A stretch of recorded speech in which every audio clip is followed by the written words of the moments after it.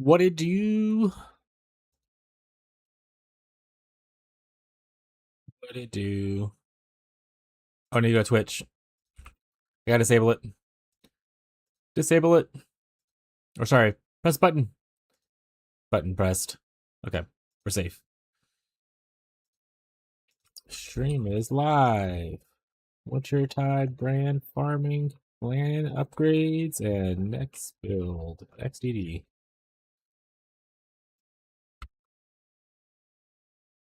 All right, there we go.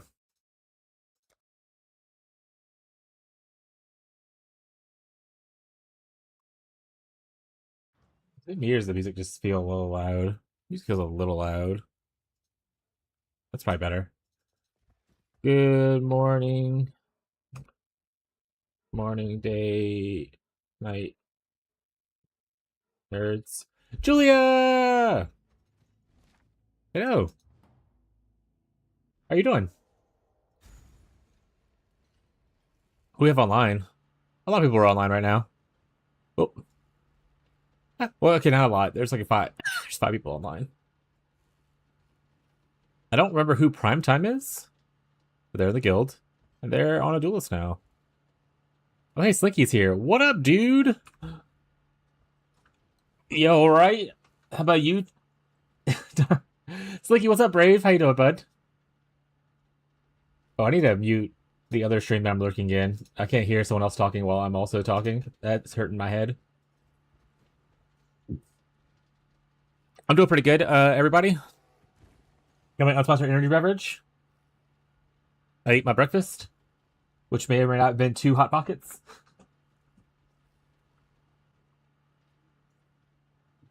Vacuumed my room this morning, so hopefully I don't cough as much this stream. I'm excited for when it gets cooler, so I can start opening the windows to air out the house a little bit more.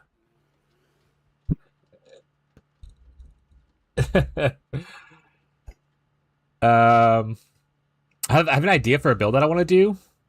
I think I already have a gym for it too. I'm thinking about doing something with Soul Rend of the Reaping, and I already got one at level 20. So awesome.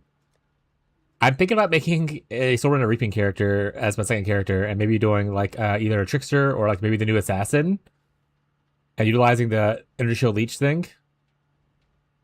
So I might be doing this as a second character eventually, but we still have a lot of work to do on this character. I did drop my Foulborn Aegis at the end of stream yesterday from the tree. Blessed be the tree chat. We also got our Ashes of the Stars, and I was able to divine it up with 3 divines with using the boat to get a 3rd quality one. So huge upgrades happened yesterday, and we got our 6th link. Not the best base, but it's usable for now. So this build's feeling pretty juicy. Oh, ooh. Is there a course? They would find a coursing current that they don't what? The support was enabled yesterday.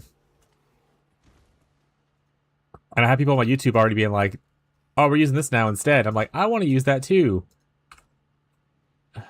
Damn it. No coursing current yet. What's up, Dim? Thank you. Thank you for hanging out, buddy.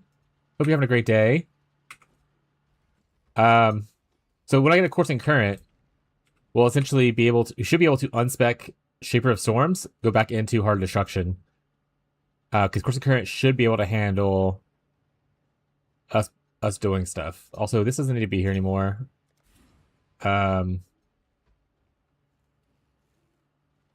always grab this, I guess, for spell block. You know what I really... Actually, you know what I want? I kind of want to go grab this. And then I can put like Reckless Defense there, maybe? Shrieking in chat? Oh, shit. You're out there announcing that you're shrieking? That's crazy.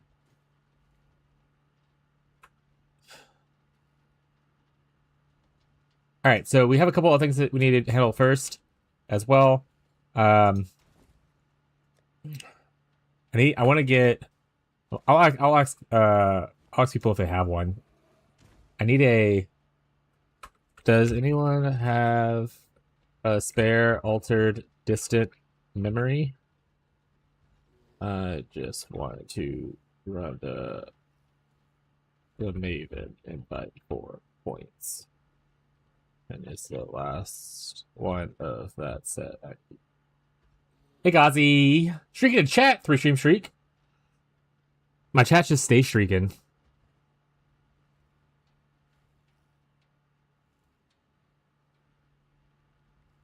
Um,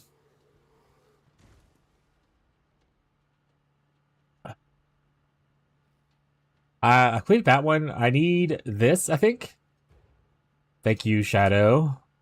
My my sugar daddy.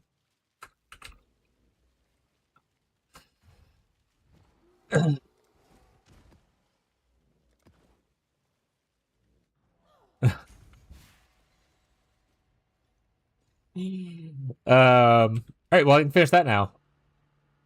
So once I finish that, I think I'm doing pretty good on points. I still need do like Cortex and Feared and stuff, but I'm not worried about that one as much. I need to get, I think, one more. I need to do Sanctum. I think it's the last one I have. Also streaking. Brave's also streaking. Hey, Sebastian. They were doing today. So many streakers in my chat. They're just like showing everything, huh? Okay, so I got Abomination. Oh, this one's bullshit. I did this last night, but like the boss glitched. Like before I killed all 3 of the mini bosses, I killed 2 of them and it spawned the last boss, and then I killed the 3rd one after the last boss spawned, and it was like glitched and didn't complete the map. So I need 2 more nightmare maps still. 2 nightmare maps. Now I'm done with nightmare stuff. And then I need to do my the remembered rotation. I don't care about the fear rotation exactly right now, so whatever. Why are some bosses highlighted blue? You mean like these right here? Moment of loneliness, like this stuff? Moment of trauma?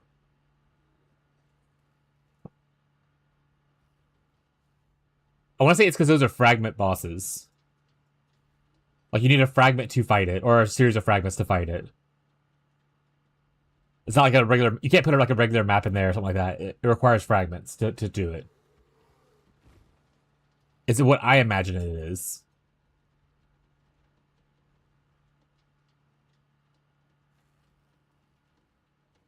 But that could just be me missaying stuff. What's up, Reeve? Hey, I just started P-League. Excellent, Fipple. Let me know if you need any, like, starting equipment. I don't know if you're part of the guild, but there's a lot of, like, rares and shit in the guild, Dumpy 1 and 2. Tyler said he was going to clean it yesterday, but I think he forgot. And then also we have a bunch of uniques laying out in the guild as well. All right, let's go finish this right here. We want to make sure we have witnessing it. I did take Watson's Travel Core. What if you're in the guild? Anything you take, anything you want. The only thing I tell people not to take is whatever's in request tab. This is specifically put here for someone to take. But everything else, dumpies, you can take as much as you want. Currency, all the other tabs, take as much as you want. No packs in chat? Oh, that's fine. You can also remember, you could still use the market thing. And for instance, if I want to look for like unique rings, or yeah, I'll go claw. You can just like look. Oh, claws. So you can use the market to search our private league market for things that people have public. That being said, like this is listed for 1 Chrome, but you don't owe them 1 Chrome to do it. It's just there to make it easier for people to search. Drop dual age ring with +1 curse. Hell yeah.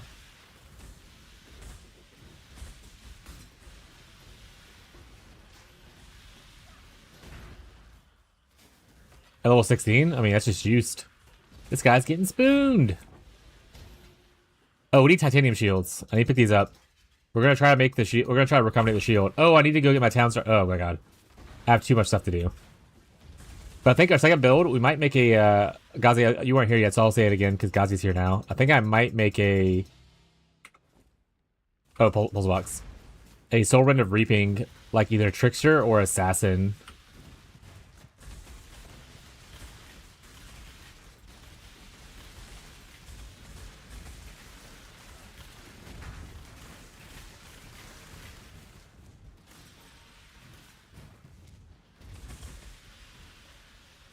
More annoyed at the lack of Whirling Blades in my time life. Do you want me to buy you a Whirling Blades? I can go buy you a level 1 one.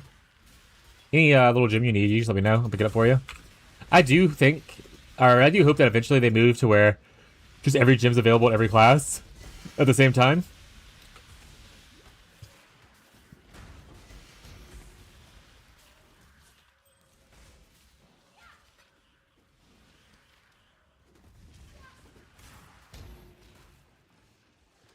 Rocco's here. I see. I told you. I think Rocco just senses that I'm talking to myself in the room, and he's like, "Time to hit him with the old razzle dazzle."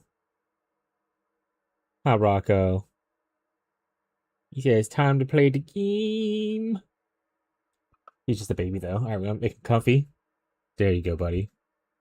Y'all want to see Rocco? I can put the camera down so y'all can see Rocco if y'all prefer. While he's just laying here getting pets. I'm trying to play with one hand while I'm petting the cat. No more shield charge for me.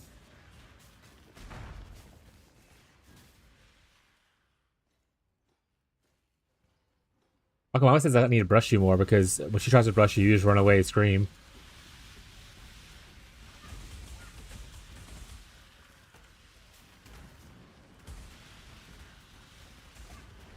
But yeah, people, if you need anything, just like let me know. I'm always happy to go buy a little gym for you if you need something to help your leveling out go well. What's the build on Royal Aquarium though? Obviously Wasp Nest, so I'm assuming you're going some kind of poison skill. Like Viper Strike, that kind of stuff, Cobra Lash, that kind of thing.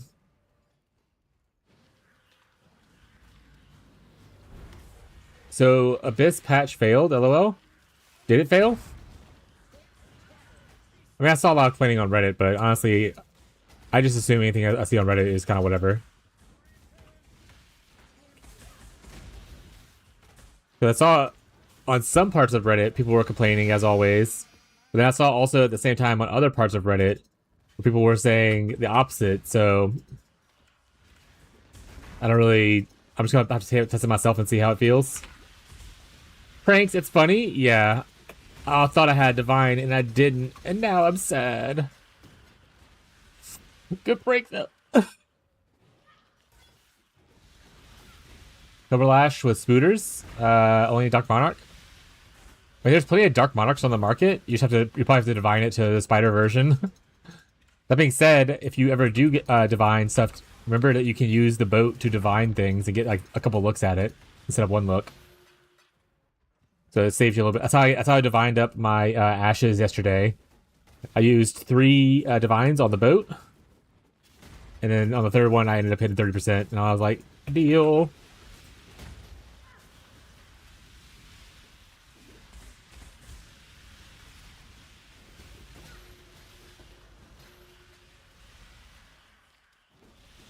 That being said, I wonder how much of the discourse for like ground loot. So it's obviously no aspirational in-game kind of thing. I get that. But I wonder how much of the discourse is really strong because there's so much loot that drops in PoE 2. So if you're a person that plays both and you go from one game to the other, it's definitely disproportionate. But at the same time, there's also a lot more to do with your currency besides trading in PoE 1. Like, it's just a different balance of games. So I don't know. I have seen a lot of posts recently about how people just prefer PoE 2 over 1, and that's also okay to have an opinion of that. Especially with WASDA. WASDA's really good for people's wrists, to be honest. I know they're working on it for PoE 1, but it's nice for people who have wrist issues to be able to do WASDA.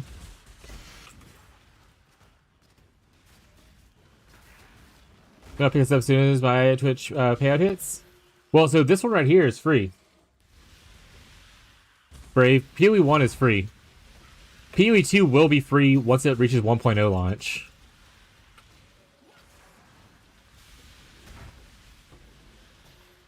But yeah, PoE 1 is free automatically. There's like MTXs you can buy and like more stash tabs and stuff like that. But it's all just like more quality of life things like with stash tabs or just prettiness. But yeah, this game is free. PoE 2 will be free once it goes 1.0 launch, which is either the end of this year or beginning of next year. So if you don't want to buy the supporter pack to get to get early access, you can always wait until it launches and you'll be able to play it for free. And if you want to play right in our private league, you can go straight into a private league.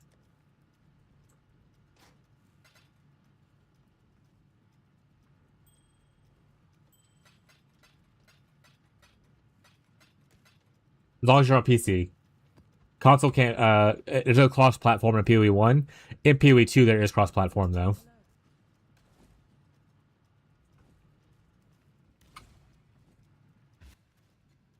Is it more optimized for mouse and keyboard? PoE1, I would say definitely leans to be. Actually, you know what? I'm not even gonna say it leans to be more optimized. I want to say keyboard is great to have. I think the issue we'll have with PoE1 is if you're switching between the two. So if you're playing like mouse and keyboard in your hideout, and then you want to play in maps with a controller, I think there's a pain points with switching between the two like that. But if you're sticking to one, I don't think it's as bad. I would say like inventory management is the biggest pain point for controller, but it's still doable. Like there's a streamer friend of mine named Catfish Wins, who's in the private league, and he plays exclusively on controller. So like I said, I think it's just the swapping is the bit usually what I hear people complain about, and the inventory management for controller. But if you aren't swapping it and you don't mind a little bit slower of your inventory management, then you're fine.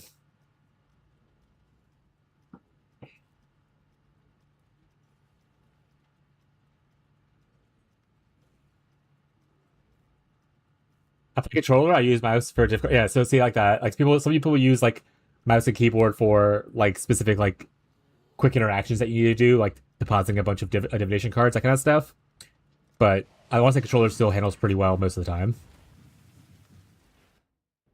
I have a message. Oh no, it's just Fishy Gone Live. Got it. I use MMO mouse for PoE1. Yeah, I don't like MMO mice, but if you enjoy those, go ahead. MMO mice for me have always, even when I played MMOs, have always been just too many buttons. I do use I have like 4 buttons. Well, two extra buttons. Rocco, you got me killed, buddy. Rocco's, I don't think he's happy with the fact that I'm not petting him enough. Because he's just like looking at me and sitting in front of my sitting on my keyboard now. Now he's looking at me in the face. Can y'all see him? Oh, y'all can. Yeah, he's just staring me down right now. He is not enthusiastic about the fact that I'm not giving him enough attention.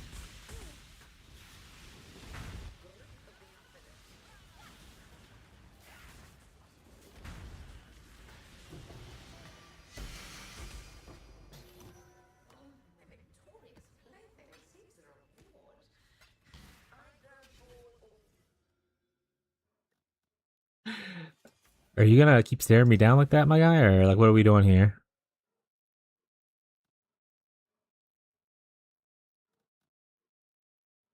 What are we doing? What are we doing? You want a kiss? Mwah. First, welcome. No, I hate them. Still annoying with the mouse keyboard because I constantly trying to do WASDA for muscle memory. Yeah, I think when they add WASDA to PoE1, it'll be a lot better. I like WASDA a lot in PoE2, but I understand that this is a different system and different like character rigging, so you have to do a lot of back end work, essentially tech debt, to bring up PoE1 to be able to use WASDA. So it'll be okay when we get there. I got a flask on my mouse. Wow. I honestly pressed them before I Oh yeah, I just spam 1, 2, 3, 4, 5 whenever I just like piano it whenever I panic before automation. Hey Slinky, good day. I'm trying out the Tide Caller. It seems pretty okay. I have to unspec Bitterfrost for this though, right? I do have to unspec Bitterfrost. Tide Caller is the one. Hold on, let's go back. I'm pretty sure Tide Caller is the one down here. This right here, right?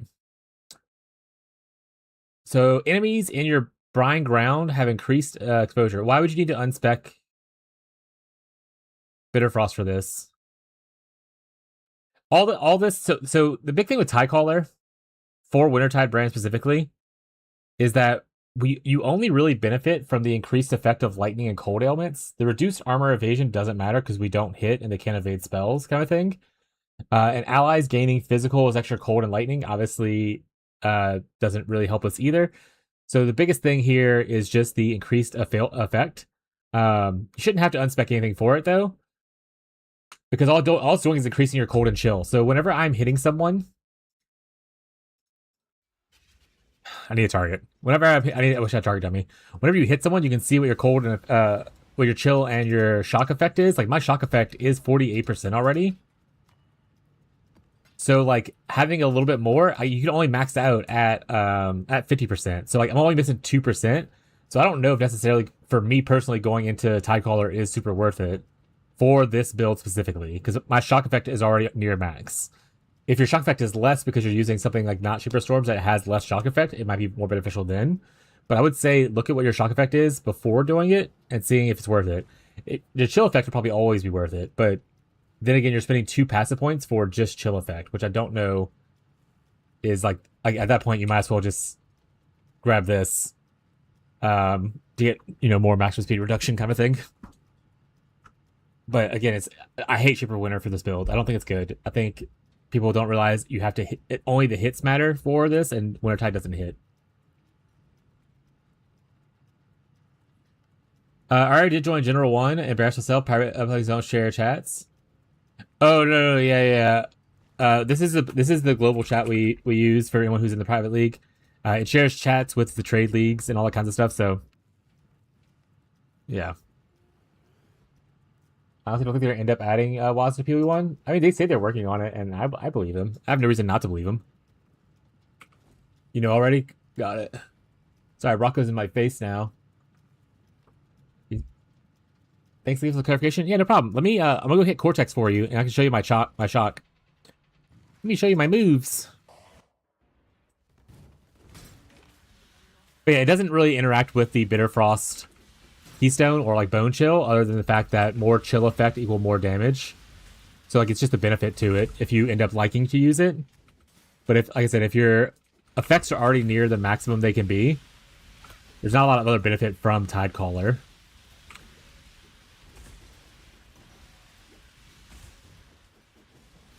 But if you like it, I mean, you do it. I personally like the culling or the extra damage thing because our biggest weakness as Wintertide is always going to be just single target damage. So even if you don't use the Brine Rot as a single target, as like a cull, it still adds like extra damage just onto things, right? But here, let me try to shock someone, and then we can see. As soon as Rocco gets me killed, gotta give him kisses, chat.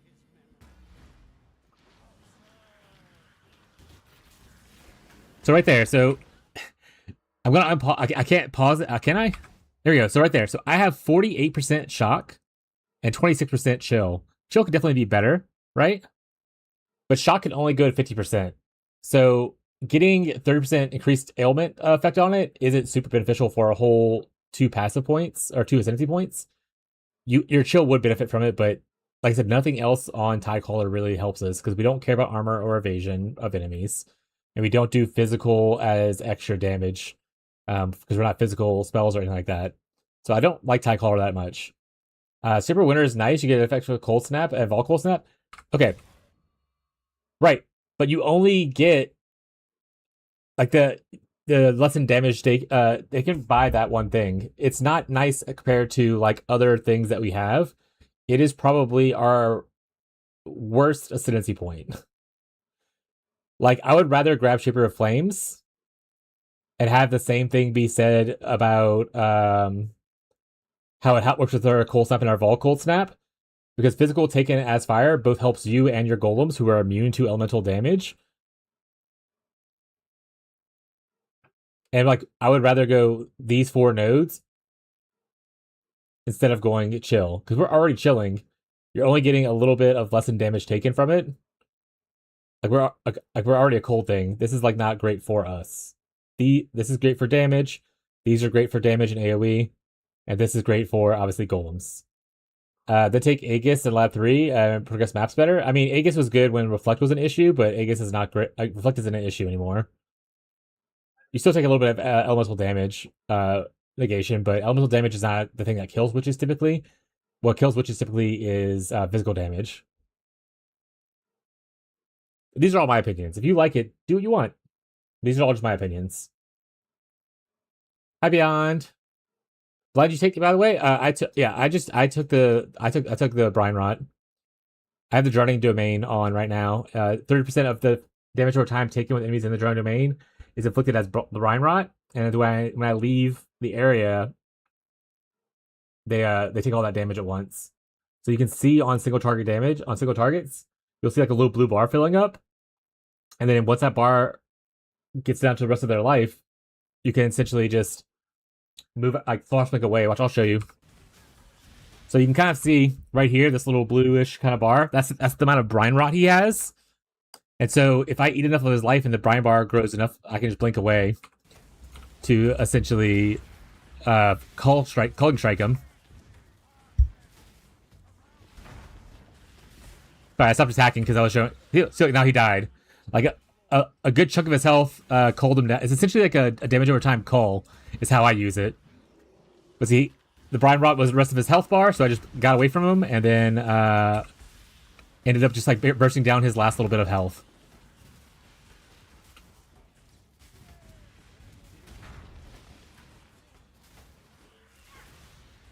Right here too. There you go. He's dead. Another one. So see, it kind of acts like a culling strike. I kind of like it a little bit. Problem with this hit is too bad. To not take Shaper of Flames. So Doom from Slay the Spire. Honestly, I only played a little bit of Slay the Spire. I haven't played a crazy. Actually, I didn't play the first one at all. I've only played a little bit of the second one. But yes, Doom is the thing that is like a purple health bar, and when it gets low, yeah, it's kind of like Doom. Yeah, kind of like the Doom effect. I'll look at it after this Cortex, Flexi. Hello, wife. Would you need something? Need my help? Yeah. Like serious mode? You have a very serious face. That's what I'm asking. Serious to me. All right, wife has a serious to her thing she needs help with, so I'm gonna be right back. 1 second, chat. Not serious like someone's dying, but serious enough that she wants assistance. Be right back.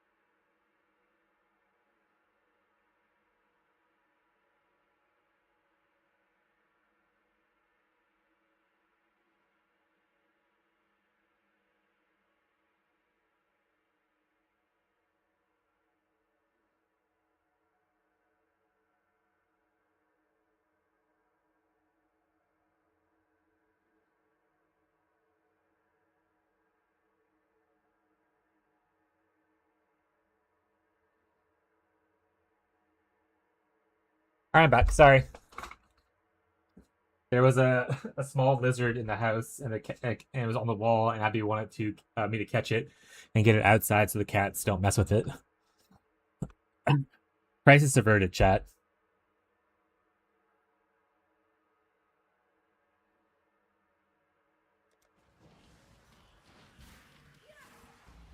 But yeah, so Shaper of Winter is like one of the worst things I think you can take on. Well, I guess the Herald thing technically is worse. Shaper of Winter is like the second worst thing you can take for Ascendancy on an Elementalist for Cold Dot. You're crazy about lizards here? I mean, yeah, I live in southern Louisiana, United States. There's lizards fucking everywhere, bro. I don't know where you live at exactly, but I have lizards everywhere constantly.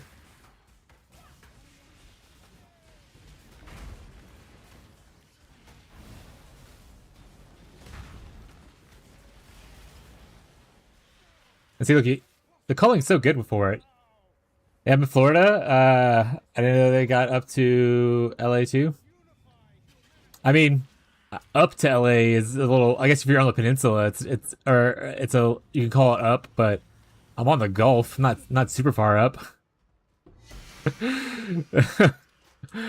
It's not like I'm like in Oregon. All right, let me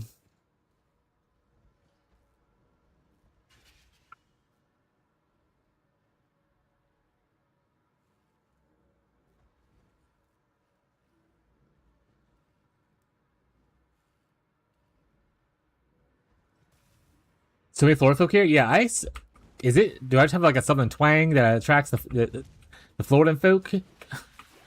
Why do I have so many people from Florida? I want to say it's like 90% Florida people who hang out here. You sound like a Northeasterner? Oh shit!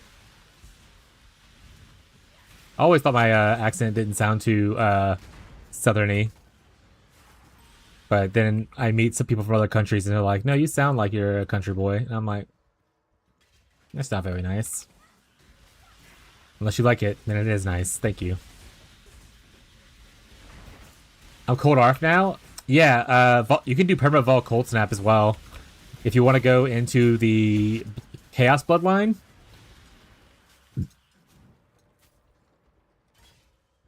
You get a permanent Vol Cold Snap.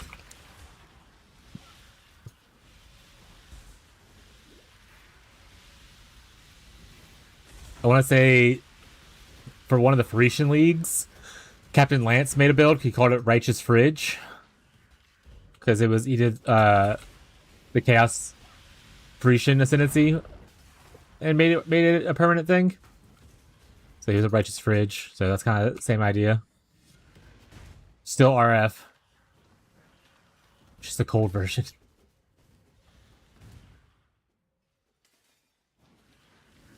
But yeah, Ghazi's also from Florida.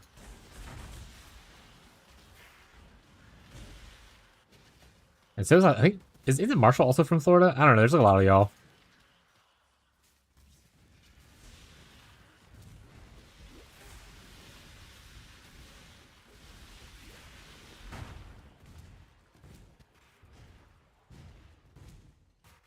We had a joke at one point that we were gonna do the first official stream meetup with like fans and or like chatters and stuff, and we were gonna go to some kind of, it was like some kind of blueberry festival that was happening. I forgot where it's at now, but maybe Gazi remembers. But some kind of blueberry festival in Florida.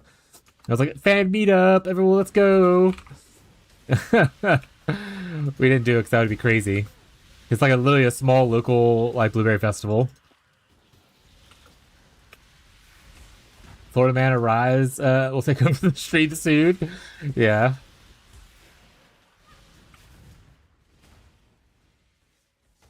I'm from Alaska, currently living in Georgia. Oh, okay, okay. We went to Georgia a couple years ago. We went to Savannah because we were passing. We had to go to Georgia to go. Abby wanted to visit some stuff from her. She has some family in Georgia.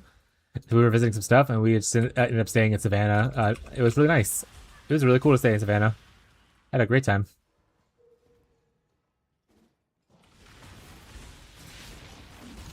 And then when I was younger, I went to see the Atlanta Braves in their stadium. That's probably the only times I've been to Georgia. Florida, I've only ever been to really Destin or like the Handle. Like all along the Handle, I've been to those different beaches. I haven't really been to like the peninsula areas. Oh shit! Oh, so that was bad language. Oh shat! I don't know, chat. I give up. Cancel the stream. It's over. Wrap it up. What's up, bro? What's up, bro? What's up, bro? And Rose, did Ro forget the raid message? I don't see any raid messages. Yeah, such as, but yeah.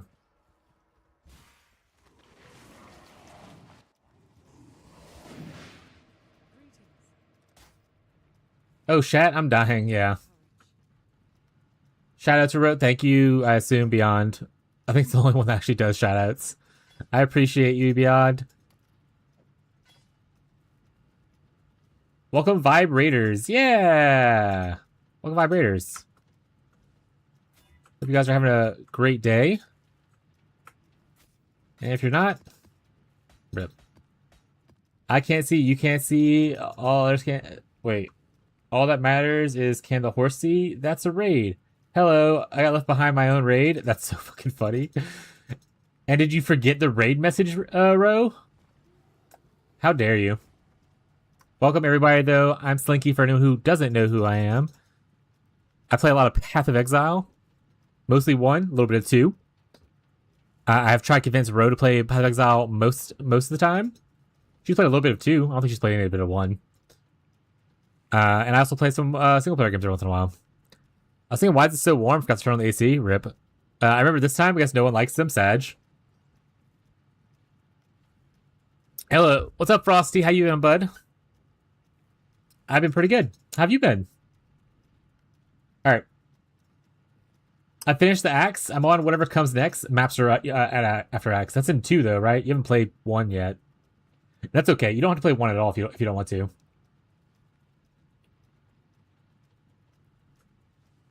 Let me we had a POB review redeemed, so let me go try to get that real quick. Is your name HR approved? Oh, it says character not found. Fluxy, can you send me your thing again? Maybe I don't think it worked.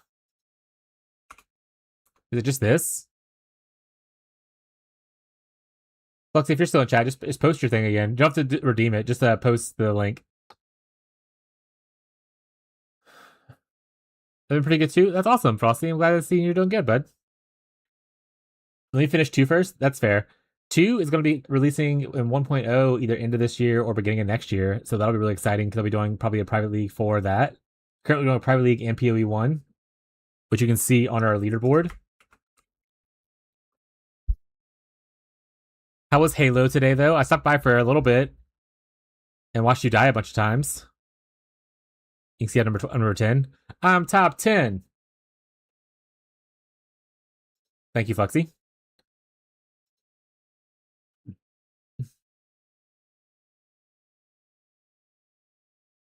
I love PoE. It's just circles and more circles, chat. The more circles you have in your build, the better it is. Okay, what aura is not turned on naturally? Because I imagine I have an aura you don't turn on, right? So what aura is supposed to be off, Fluxy? It's so hard on Legendary. I haven't played Halo since Halo 3 when I was in college on Xbox 360. And I did remember playing through all the difficulties in the campaign and playing a lot of multiplayer. But I never got to play ODST, which I think was a popular one, and I never played like 4 or anything beyond that. Reading anything on PoE right now is so despair. Yeah, reading is difficult. I think I missed so much conversations about people where they live and stuff.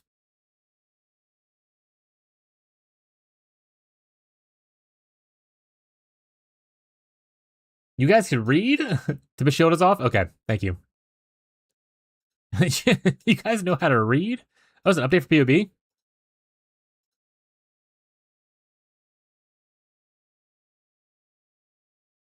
I don't know what it changed, but we always do the update.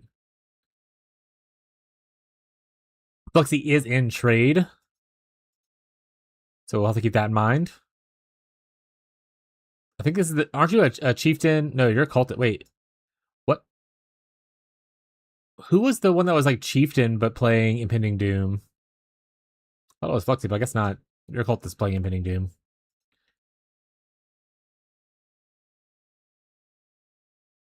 Did you roll a second character and change to a cultist? Probably fix that in League, hopefully. That'd be nice.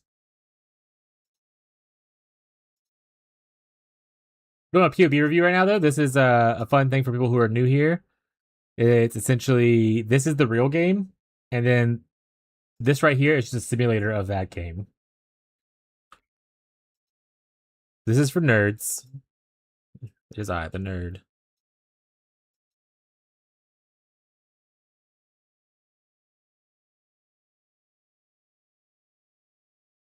All right, Slinky in chat. I take a long walk to the lab. All right, Brave, thanks for hanging out today, but I appreciate you. Have a good rest of your day. Chaos damage. That's a banger. Yeah. We are level 95. Mastery here. What do we have here? Reservation. It doesn't matter because if you have discipline, it goes through it, right? Do you have discipline on, actually? I imagine you do. Yes. And this gives the enemy discipline. You should do this. It's 10% more chaos damage to enemies who have energy shield. You're giving them energy shield? That's just 10% more damage for free.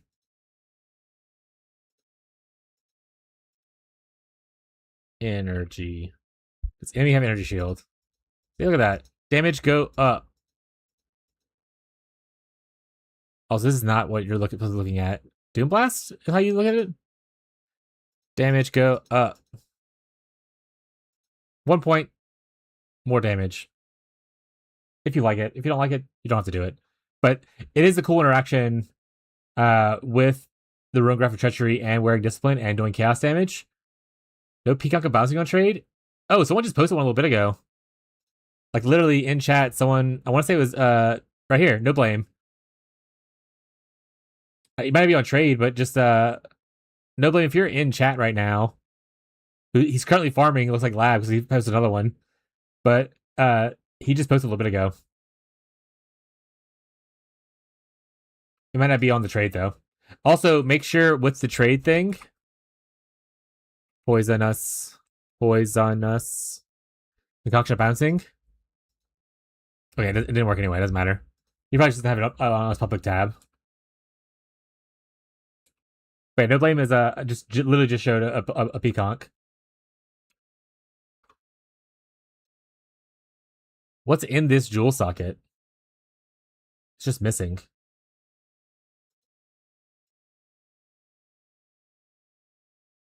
You're crafting a accumulator wand right now? There will be electrolyte. I'm fine without it. Yeah. I'm just saying, no blame has one though. If you want one, just ask him for it. He's not using it. He was offering it to other people. So it's just empty until you get a Watcher's Eye. Not even putting a rare jewel in there. You're just gonna leave it empty. Ooh, crazy. So is your biggest damage dealer? Are you purely just Impending Doom as like your biggest damage dealer? Right? Okay, you are.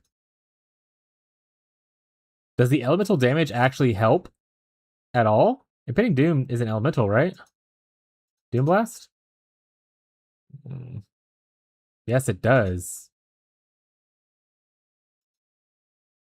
Doom Blast. OEDP.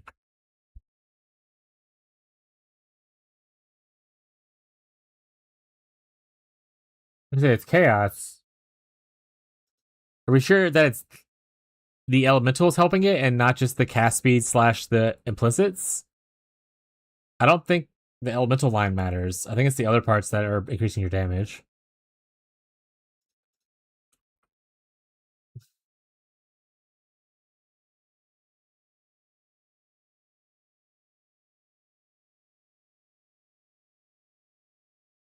Can I edit this and remove the cast speed?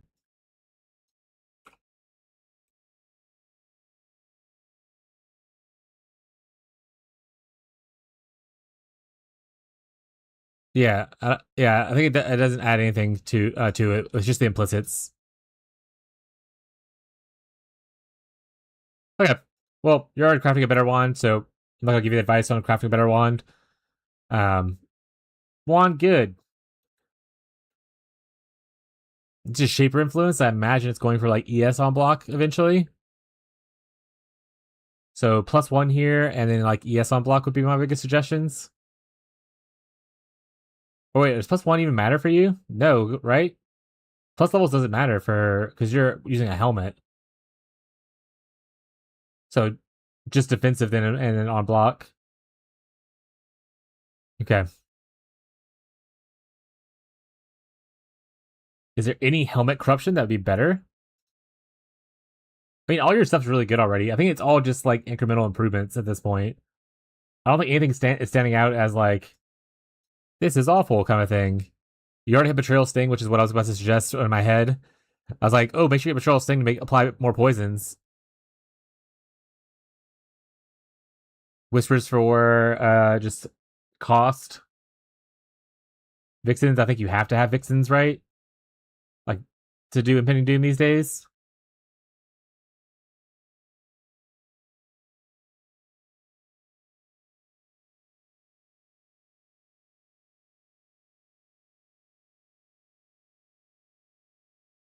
Do you crit? The crit multi seems kind of out of place. On the implicits. So probably fix that.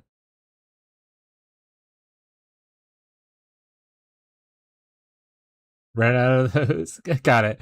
Yeah, I do that a lot too. I was like, it is what it is for now. It's just gotta be that way, especially early league. Upgrading to tier 1 base. Probably adding in We have Silver Flask now, so it's not the worst, I guess. I mean, you can add in like Onslaught if you go into fancier boots. But getting Warlock boots instead of Sage Slippers and then adding Implicits, or going into... Like, do you use all your sockets? Because you can always go to like Abyssal socket crafting as well. P-League is stupid? Why is P-League stupid? Anybody have a Foulborn Doedris? Fishy had one at one point. Because Fishy was doing that. Oh, wait.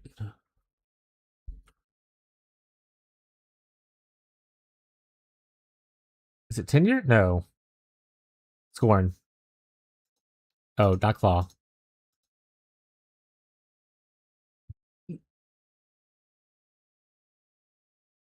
Fishy is like the impending doom guy. There's actually like on our leaderboard right here. Fez also has Fishy's impending doom calculator at the bottom down here. It's like a little Wikipedia that he's building for Fishy. And there's like a poison thing to like show leveling setups. There's like cast speed plus CDR ratios. You can kind of see like what your breakpoints are for the different builds. So also, Fluxy, you could utilize this if this helps at all with like looking for certain breakpoints to reach. But yeah, like a impending doom calculator on here. So Fishy usually eats up all the impending doom stuff. I think we found at least one so far, and he has it. Yeah, Fishy tries to play impending doom every league. So honestly, as much as I don't want to push you off onto someone else, and I'm always happy to help you, he is very likely going to give you more specific advice, considering he plays the build every league. If you want to go ask him, he's also live right now, currently streaming. You can also see that on the leaderboard. On the leaderboard, you can see right here, Radiated Fishy. You can click this thing right here, and it opens up to his stream.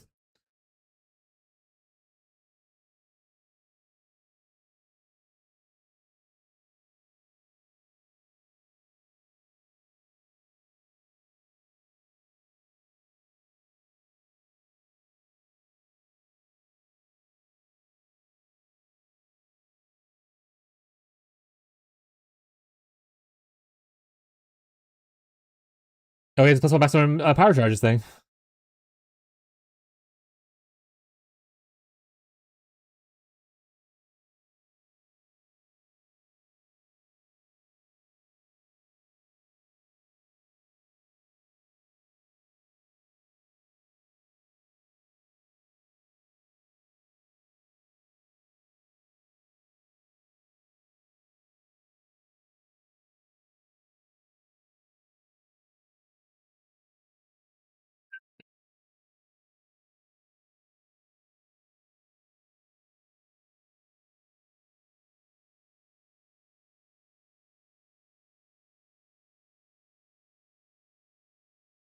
Anyway, Fluxy, I'm about to run the restroom real quick, but go ask him. Go listen to Fishy. He'll give you some advice on it, and I can give you some more help later. Be right back, chat. Restroom.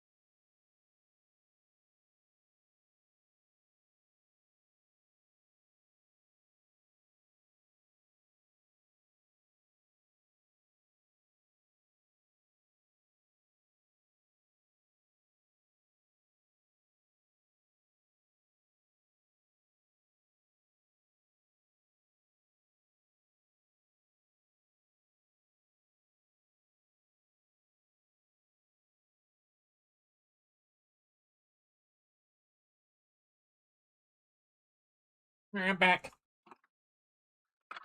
Share stream.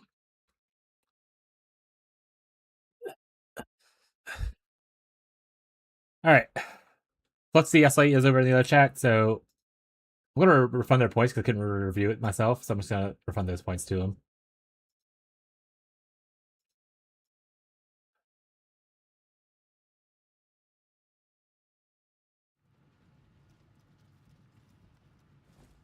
Alright, what are we doing?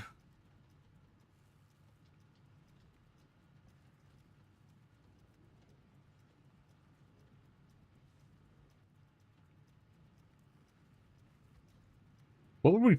Oh, we were doing invites.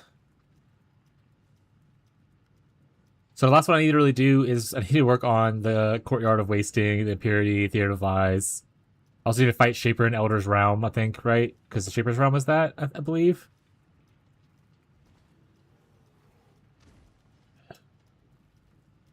Alright. So I think we have some.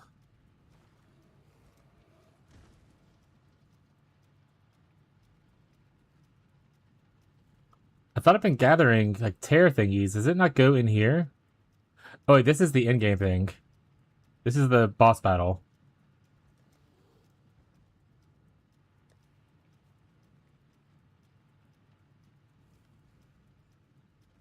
I don't remember how the tear stuff works. This stuff, Moment of Traumas. Okay, this is it. I found it. I remember now.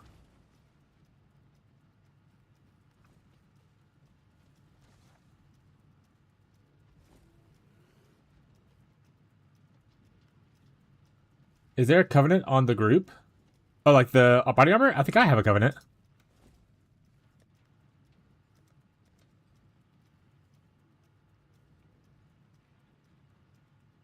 Like this?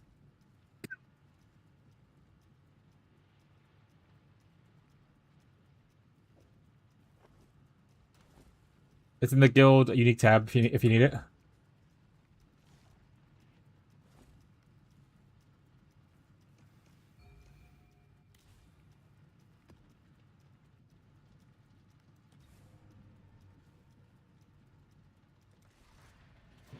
I guess my next build, hell yeah, dude.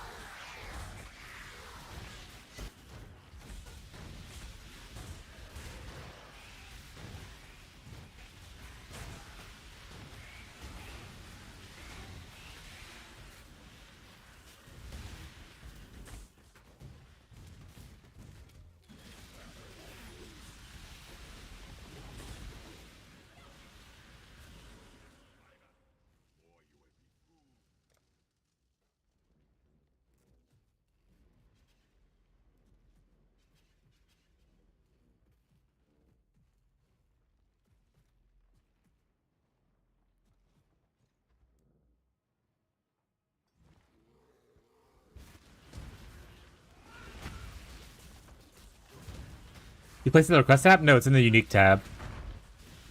I just put straight in the unique tab, so go to the unique tab and get it. No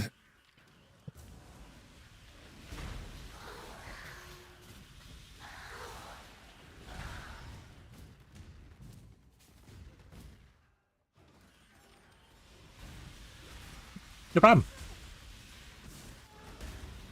What are you building? Do you want to talk about it, or is it like a secret?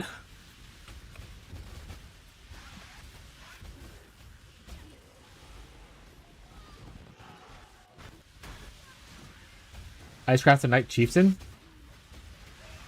I've heard some mixed things about that one, but you'll be alright. You'll figure it out.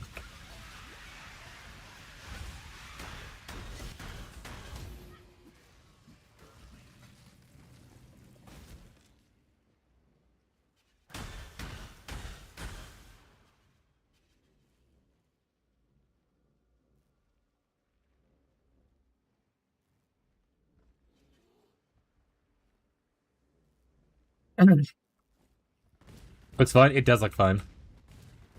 I saw a lot of people re-rolled it in trade for various reasons of like either squishiness or expense, but obviously expense doesn't matter too much for us.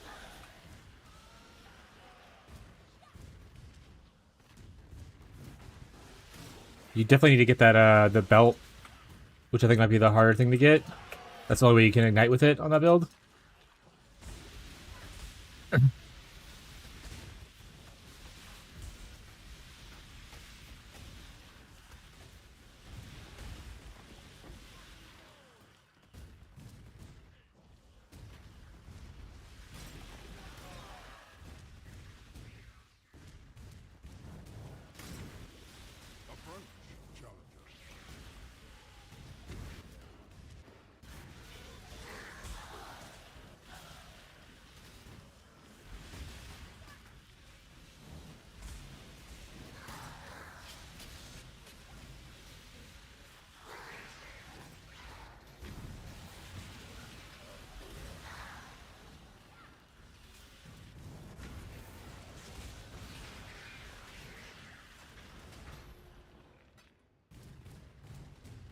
Oh, we need to do that.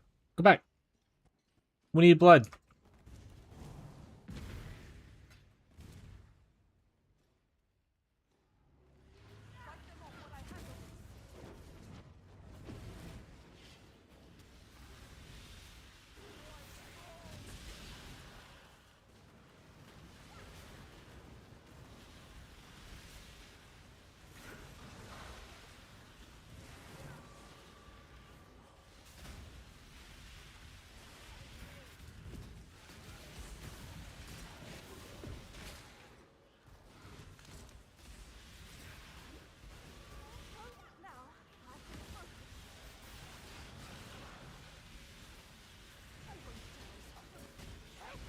Has anyone found coursing current yet?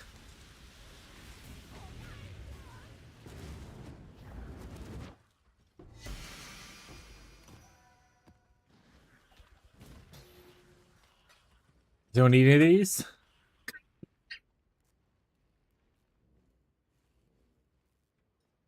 I mean, that's a good lightning wand.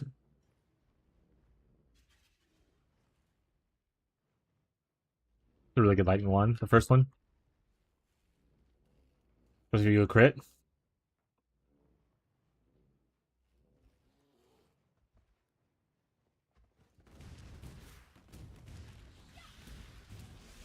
I don't currently have any lightning build plan though.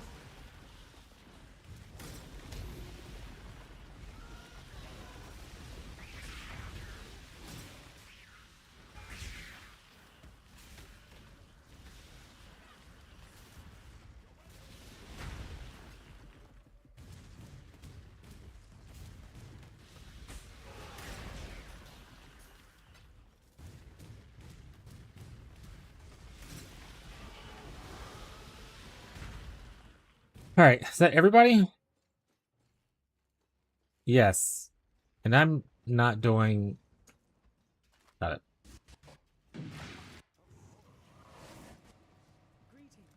I'm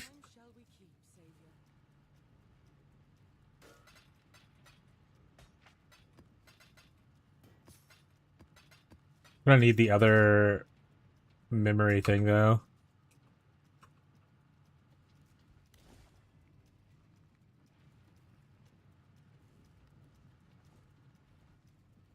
Oh, do I have to talk to him to do it?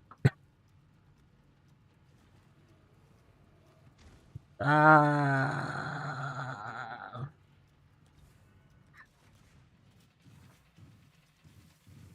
I'm so silly. I'm just a silly little guy. I did that map for free.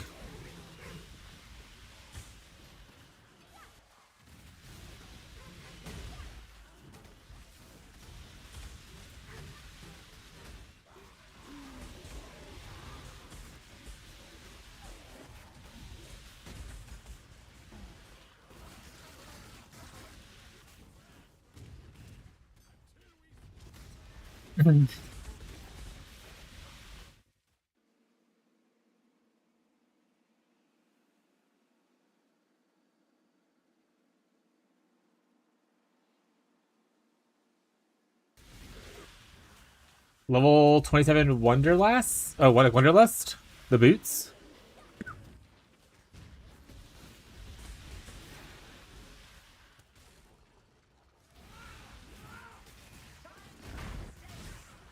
Getting spooned all these cool items.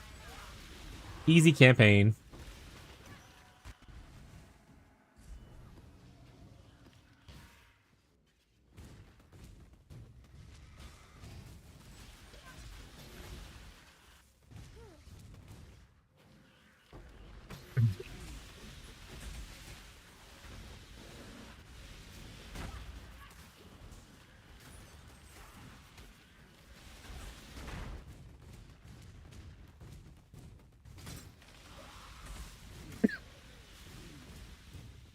I should go see what kind of things I get from bestiary now with all my beasts that I've been farming.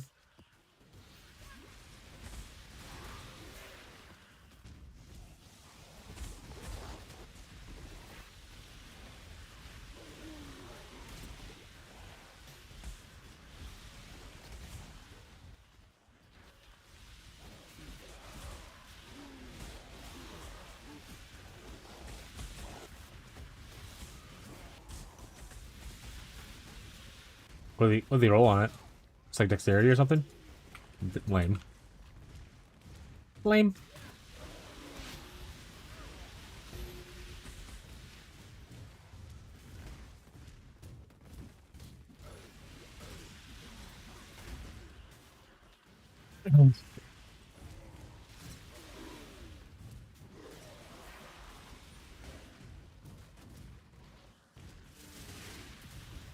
Rain of arrows or artillery.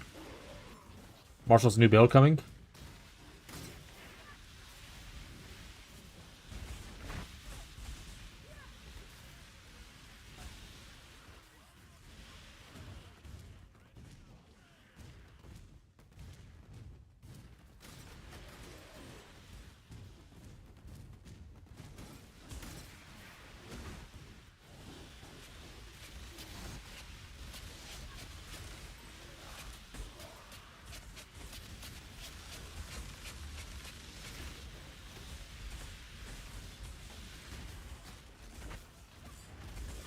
He's going down.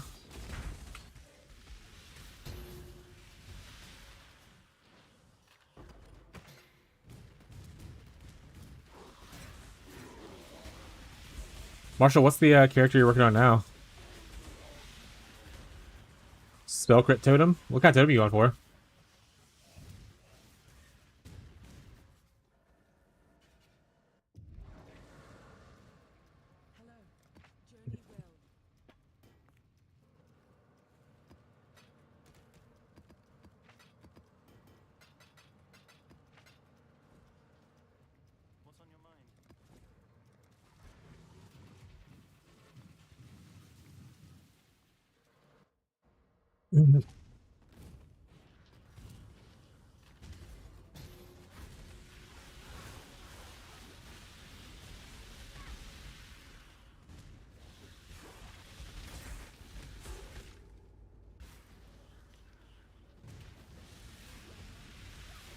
Alright, let's neat this up. Okay. We have like 4 different builds we're kind of preparing for, and I don't know which one I want to go for a second.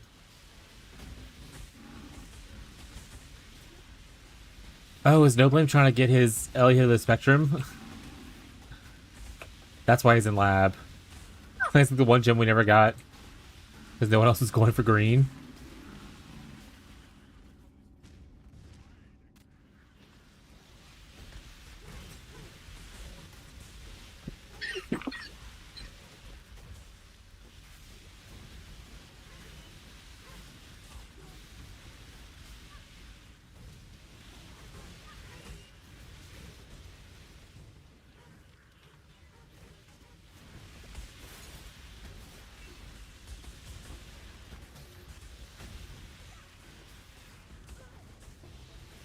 Let's go. Deafening Essences. We're rich.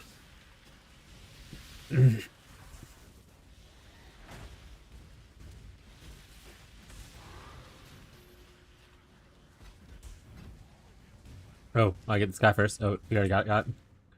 We already got get it.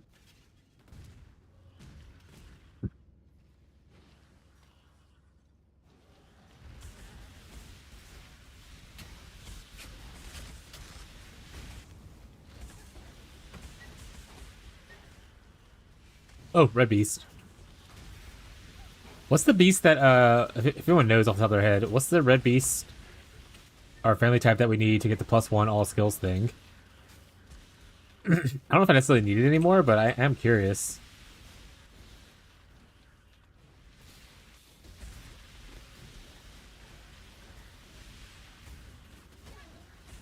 Besides getting better gear, the most interesting approach and he likes it. It's really attempts to reroll. Yeah, Fishy's on the leaderboard. You can see there's a Fez added a Fishy reroll counter because he's on his 3rd character right now. So it's not hard to tempt him into rolling into a new character.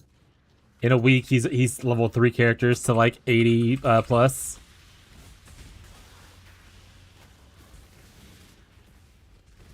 And he always loves Impending Doom, so it's pretty easy to get him to switch into it. But that's good. Yeah, I would say the build overall looked really solid. Other than that, it's just like, you know, get better gear, which is just something you do naturally. Like, oh, craft a better tier 1 chest piece, that kind of stuff. I don't know if there's any weird interactions that he has with just more knowledge with Impending Doom itself. But awesome. It looks fun. I mean, Occultist has great pops.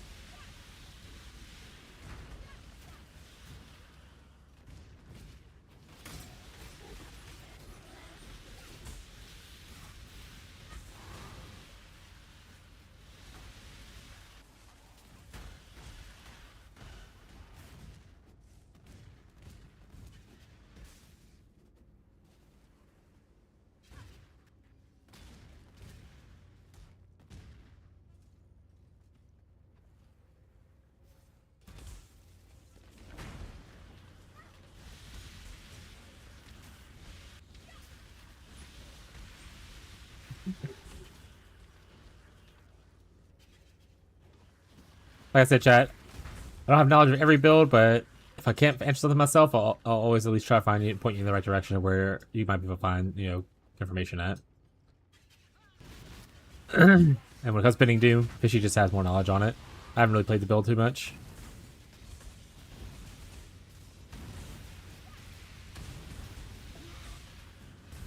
Hey, we got another nightmare map. Let's go.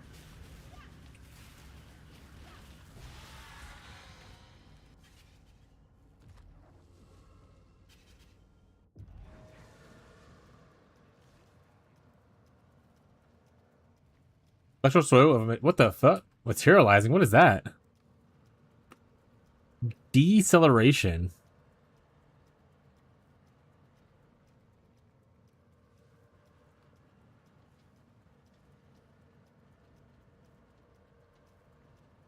Only hits and damages enemies when returning.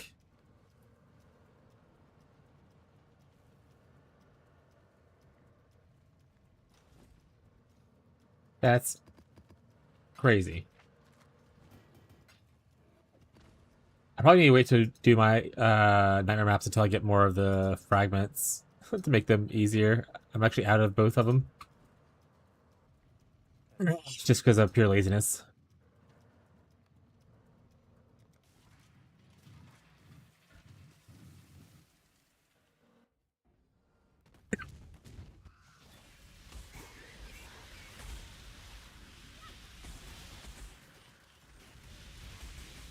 I know Peaconk is popular. Peaconk is popular. Wait, for what? I'm only running with those scarabs too. Yeah, well, I'm just ready for completion. I'm not trying to farm for it. Bouncing is so good. Bouncing is really good, especially once you get Fury Valve. If you don't already have a Fury Valve, they probably have one on the market. I remember seeing some posted. Unless someone scooped them up. Yeah, so get you a Fury Valve. You can put it on a level 40. It'll make your bouncing feel a lot even better.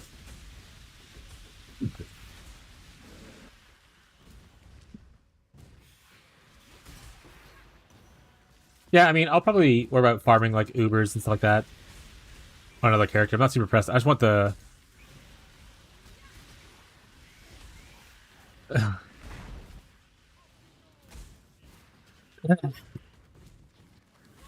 We'll go help you on real quick. Hi, Pika. Hello. Alright, Beyond you. Beyond just wants the clear and the recipe. So I just gotta get to the end. Do you care about anything else in here, Beyond? Or should I only run to the end, get you, put a portal up kind of thing? Peace before boss? Got it.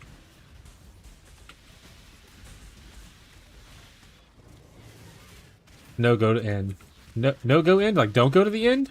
Or no, go to the end, like punctuation is important.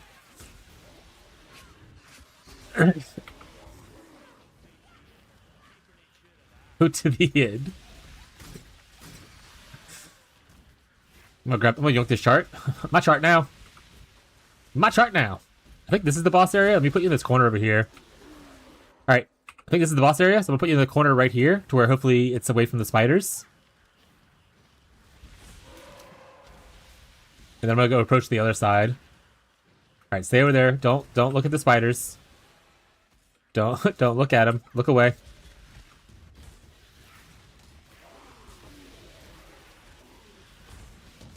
Alright, spider is dead. Spider is dead. Area is fully clear of monsters. You can walk over here now. Is the recipe over here somewhere? I don't actually remember a recipe being here. But I could be dumb.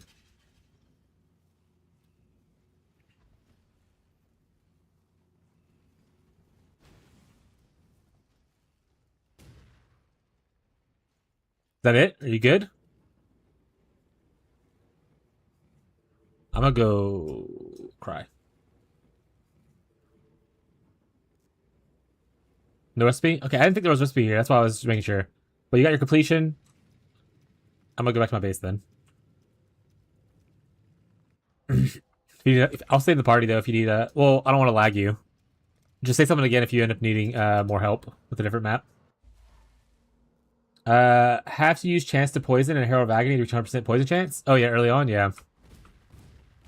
You can also use what are those gloves called? It's like Vile. No, there's some gloves that are poison. It gives like Vile toxins, right? Chat, what are the unique gloves called? Somebody's gonna know. No, not Asenath. Touch. None of these are sounding like the thing I'm thinking of. Unless touch is part of the thing. Embalmer. He has Vile toxins. As a thing. So you can get an embalmer as well. At level 50. And that makes Peacock feel a lot better as well. Because Vile toxins is huge for it. To be fair, you could also technically use a snake bite if you're generating frenzy charges. It gives you attack speed. All kinds of, and chance to poison while maximum frenzy charges, that kind of stuff. So like both these are really good kind of gloves to have for Peacock. I'm sorry, my face is covering it.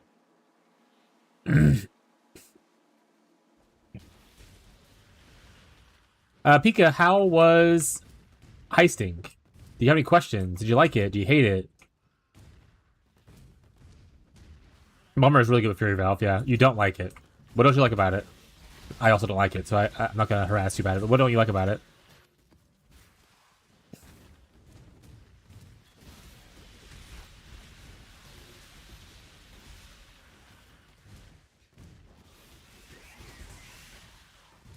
Mostly asking what you didn't like, just so if I ever have an idea for you to try a different mechanic, I can kind of go away from things that I know that you probably won't like.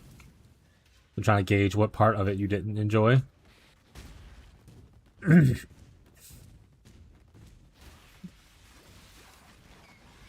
I know I don't see stuff. Make sure you set this right here to any at the top. And then you want to go to trade filters, sale type any. And then you can see stuff. Get instant buyout on. Got it. Yeah, you make sure it's set to any. Some people will have things on the instant buy shop, but at the same time, we don't want to actually charge people with stuff most of the time. So we don't put too much stuff on instant buy, just so people aren't, paying for things. Tedious for a low payout. Seem more like a chore. The payout for heist is the blueprints, not the contracts. So if you're running only contracts, the payout's going to be a little low. The big payout for heist are blueprints, and the payout for them is potentially huge. Like, some of the best in-game items are found at a rare chance in the blueprints. So if it's a payout versus kind of thing and not necessarily a gameplay thing, it's probably because you weren't doing the part that actually pays out stuff. If you want, today we can run some together. I'll do a little heisting, just kind of show you stuff. But if you're just like, absolutely, I don't care about it, I don't want to learn it, that's also okay. But I will say the payout thing is not typically an issue. A lot of mechanics are like jackpot mechanics, to where like you might run a handful and not get much, and then you run one and you get like a large payout.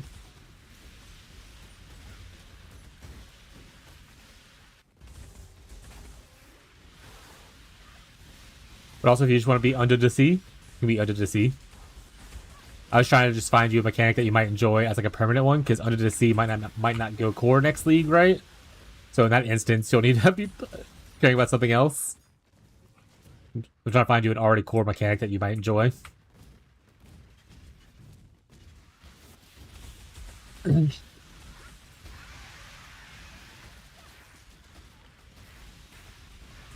at these moist elf.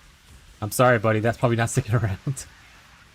Moist elves only for these 4 months. Potentially, unless they decide it goes core.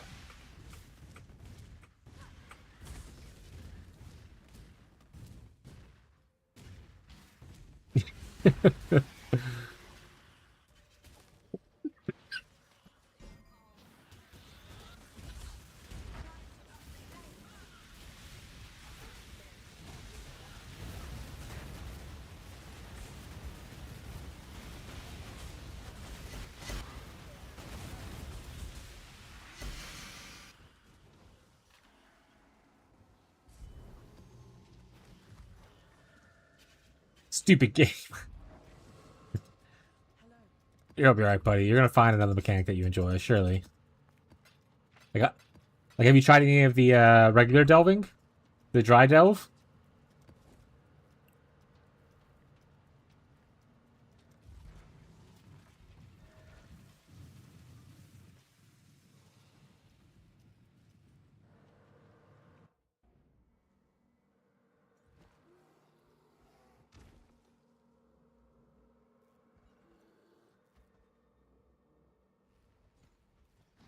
I think they moved what's up, I'll switch to that.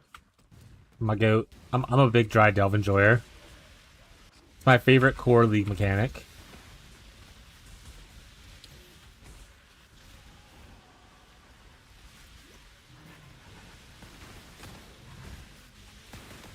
What you could do is just, whenever you have to run maps for charts, you just have Nico chance in your map. That way you can build up sulfite, and you can run your dry delve, and then run your charts, and then by the time you go back, you just fill up every time. It's kind of what I was doing for a while. I have other things I need to farm though, because there's other mechanics I have to get stuff from, like Legion. He's also every map. Yeah, you can get 100% where he is in every map if you want, pretty easily. You can also use a scarab that forces him into the map as well.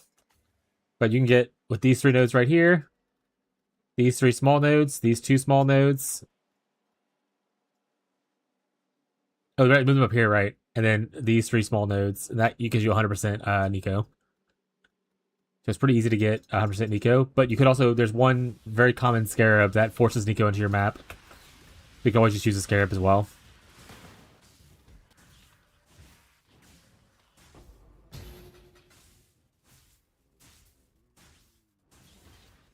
Oh, on the wrong tree.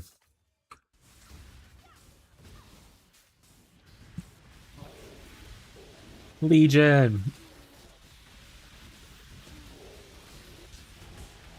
When I was doing Betrayal, I got an Enshrouded boot, so whenever you go do Legion, like 5 ways and stuff to do Enshrouded gear, no blame, I can give you that boot. You can see what it turns into.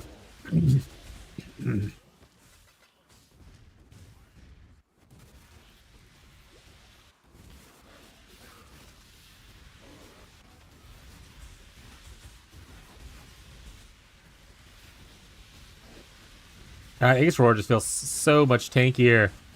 I was like, watch me die right there.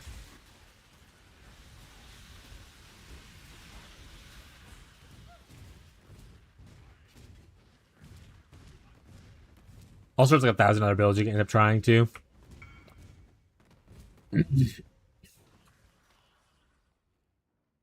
I have this. Well, I just don't know what to try for. Unique gloves. The only glove that I thought was the one that they teased, where it's like you get the face breakers and move it onto Doriani's fist. Could be cool for like an unarmed fist build. Other than that, I mean, there's probably other ones too that are really cool, but that one is pretty interesting if you want to do an unarmed build. Moving face breakers over to Doriani's fist would be a pretty sweet thing to do.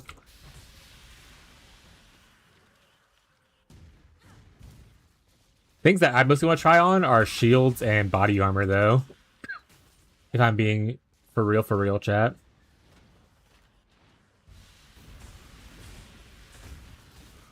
I got some shenanigans that I want to try out. Oh, sweet much. I need to take notes of the shenanigans so I keep remembering where they are. Enshrouded shenanigans. We want to move.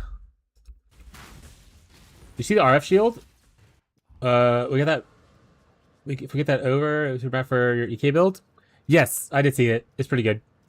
That being said, I don't think it's that useful for like the Herald Elementals builds, if I'm being real. Mostly for the fact that your Herald Hive thing is already a big AoE that happens around you very frequently. So like I don't think it's gonna do a crazy amount of benefit, to be honest. Check the request tab. I put a belt in there for you. This one right here.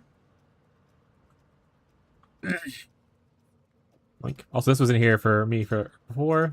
Toss this away.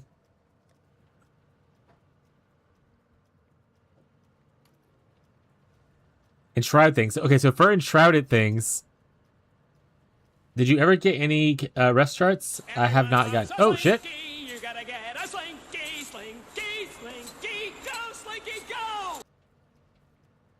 Thank you for the 2-month sub, Saint Salter. Good morning, bud. So one of my things I want to do is I want to move the Sea Blister, the Savage Barnacle, over to an Emperor's Vigilance. So if I could ever get that enshrouded over, Sea Blister, Emperor's Vigilance, that would be really cool. And I would love that a lot. That's the end of the statement. I don't have another thing. This is the boots. Oh, well, here, you can just have these boots. No blame. I'll put them in here. I'm never going to run the enshroud thing, at least anytime soon. If you can move Dark Ray Vectors onto something cooler, let me know. I'd love to have a 150 HP block from the Surrender to an Aegis. Yeah, Surrender's pretty good. Probably have to wait until 1% armor ES from Surrender. ES to the Surrender. You ever get rest charts? I don't think I did. I wish I could check. Let me finish this courtyard first. I'll probably go look at stuff and get distracted. Good morning, bud. Yeah, so you can get Shaper Shields, Fipple, which is what I was using before. If I could have one, I just took out and put it into my dump tabs that are public for ES on recovery. I got this yesterday, and I was using the ES on recovery Shaper Shield before that. It's not a very well crafted one, but it was my first Shaper Shield that I dropped. Foulborn Surrender also is good for that, but if you want to go life-based, regular Surrender is obviously good, but I don't have a regular Surrender or a Foulborn one, to be honest. Saber Shield can also roll life on block if you don't want the ES on block, if you want life on block.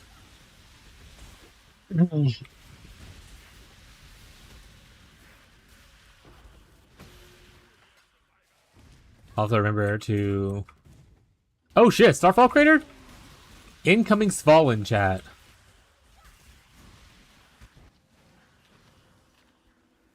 I have to have HP block to... Oh, move it from 1 to the 8.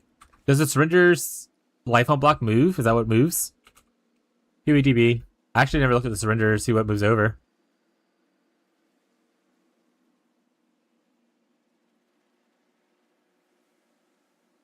Surrender. Yeah, it's the 200. It's 150 life block. Nice. Aegis gives the block over to something else. That's kind of cool. But you will never be able to get an Aegis onto Surrender because Surrender's but you can get the other way around. Nice. If you're a hybrid base, it's not bad. Alright, here comes Fallen. Surrender a boss unique? Surrender is a breach specific unique, right? So I'm pretty sure it can't drop because it has to be a global drop that you can chance into. I don't think you can chance surrender. Let me go check. Yeah, it has restrictions, so you can't do it. Yeah. You have to be able to, whatever is the resulting item of the Enshroud has to be something that is global. AKA can be chanced. If it's like a league-specific unique or a boss unique, it can't happen from Enshroud. You can target it with Enshroud to get its modifier, but you can't have the resulting item become it.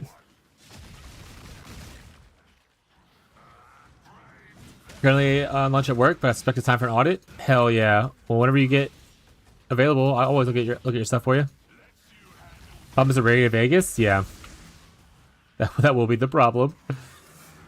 You also have to, you just need one, Did you get lucky the first time? Just get lucky, chat.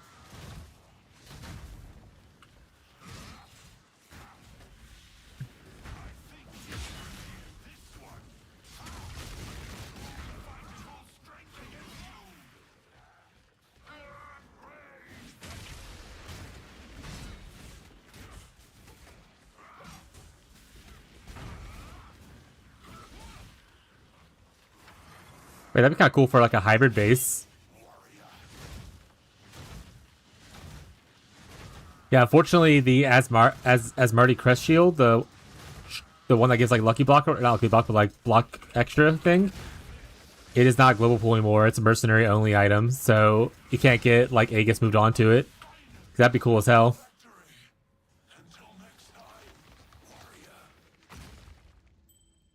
All right. They didn't give us this Fallen, chat.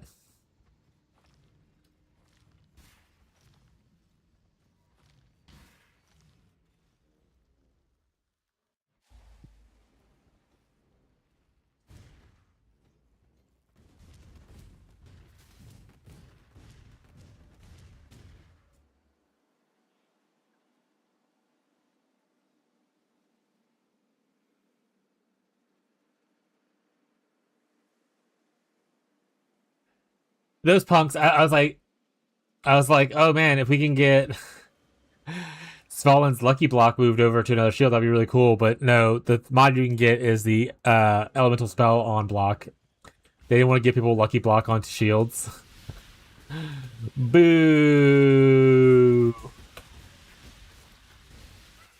Could you imagine Aegis Aurora with Lucky Block on it? That'd be huge.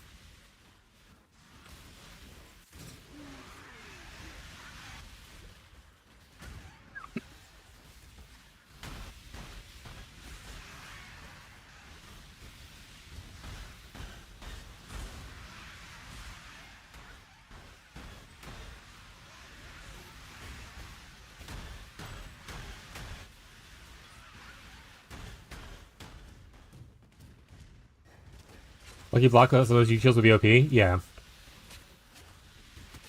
Nice golem, you need? What the frick is... What is Catfish up to?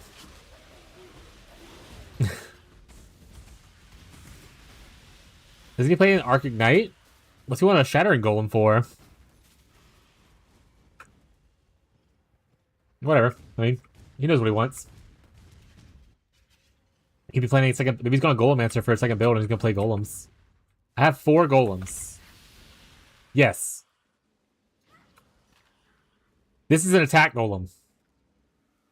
This isn't really... As a Elementalist, this is if you want to use Golems as a minion to do damage themselves. Typically, Elementalists will want to use like Golems as buffs. So it's like that attack golem doesn't give you like, Golem's grant buff modifier. Like even the basic ice golem gives you, I want to say, crit chance. So if you're going to crit, the basic ice golem's better. But this is an attack based golem. See, it has no buff on it. It only is better at attacking. I don't have crit, so you don't even want ice golem in the first place. You likely want the same golems that I'm using. So Chaos Golem, Lightning Golem, Flame Golem, and Stone Golem. Flame Golem it can be interchangeable with Stone Golem of Safeguard if you want extra defense instead of extra AoE. I don't think you really do AoE that much since you're Arc.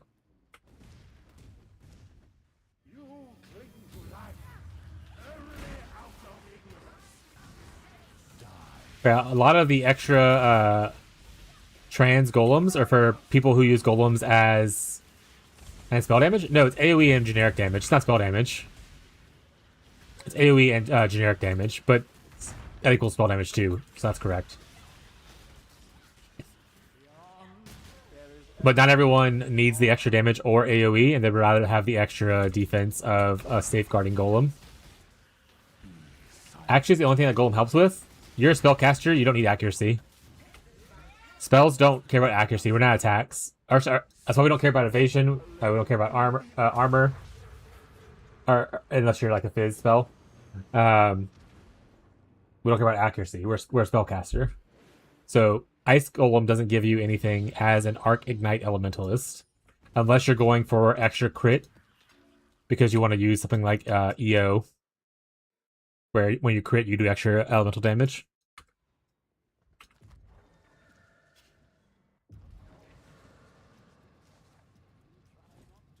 Flame Golem's OP. It's very strong, but it is also probably one of the weaker ones.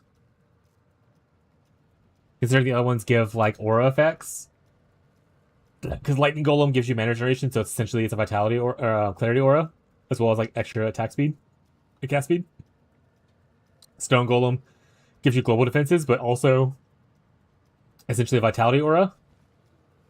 And then for dot builds, Chaos Golem, the dot multi is just huge. And then for if the Chaos Res isn't bad if you're not CI.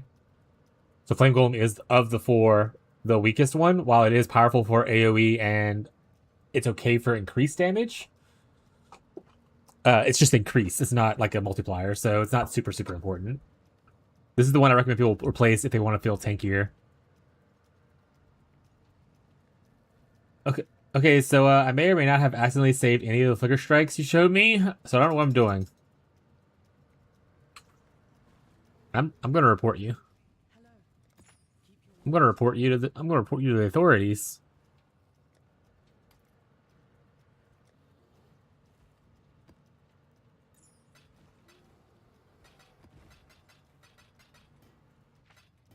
During campaign, the damage is AoE buff, Earth for Vitality, Lightning for Clarity, Fourth is Chaos for Chaos Res. I mean, it depends on your build. Flame is better in campaign. For one, you probably don't have Stone Golem Safeguarding in campaign. Two, Stone Golem Safeguarding is much better once you get more Golem effect to make it more impactful. So it's definitely more of a swap in maps kind of a thing. But if you're a dot base, Chaos beats all the other ones out.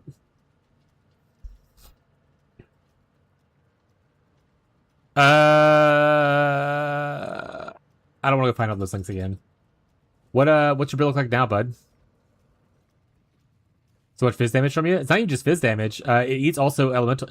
It's any melee hit. So if the melee hit is, for instance, if you're using something like Calm's Binding, like I was doing for a long time.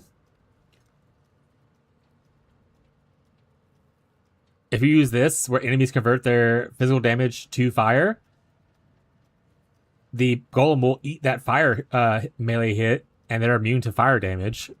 Same thing with like if you're using Shaper of Flames, and enemies will have their stuff converted to fire, and the golems will eat that fire damage for free. So like it's any melee hit. It doesn't have to be just physical. And if they eat an elemental hit from it, they're immune to that. So it's just free damage reduction. You're gonna figure it out? No, don't. It's okay. I'll help you out. I should know where you're at progression-wise, so I can probably find you something more aligned to that instead of sending 20 POVs.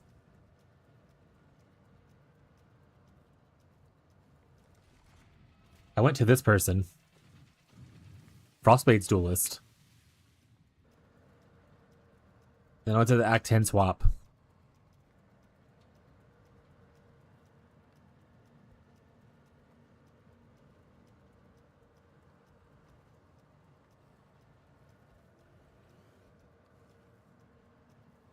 Pipple! Yeah. What the fudge?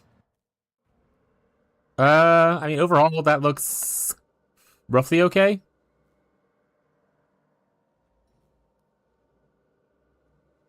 Is the build feeling funky?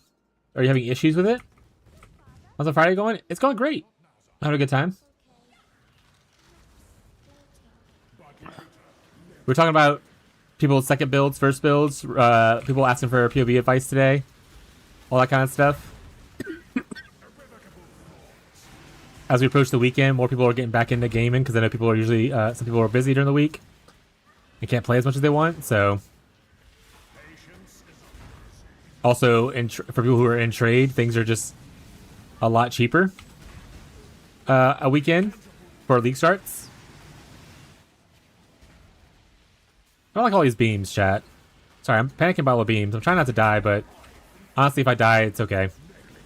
Such is the life, chat. Oh, he's negligent. Oh, okay, I missed it. Okay.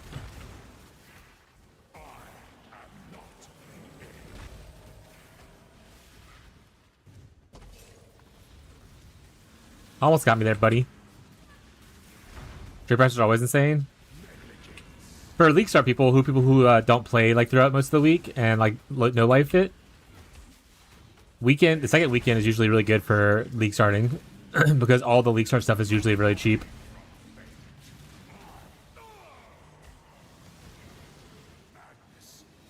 Hey, stop attacking. I've already killed you. Got an astrolabe. Got another ring. I'm not sure I've done a low-level moist delve to get gold. Okay, well, I mean, if it's feeling fine and you're not dying, then, I mean, that looks good so far. Overall, like, I might make some slight tweaks to stuff, but if you're able to use this and a build feels fine, use it. And then if you start to have issues or you're starting to look for different ways to do things, we can, like, do a POV review and give you more guidance based off of that.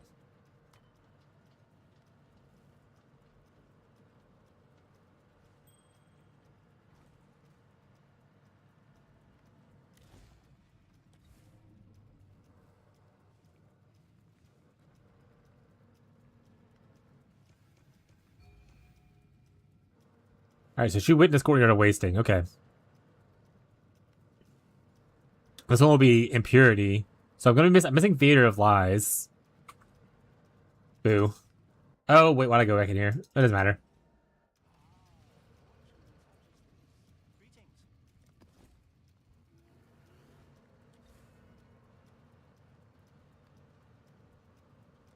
Trying to knock out our Maven invite for passive points thing is our main focus right now, and then we're just gonna worry about farming stuff afterwards. Probably won't get to the fear just because I don't feel like grinding out another Shaper Elder fight. But I'm okay with that.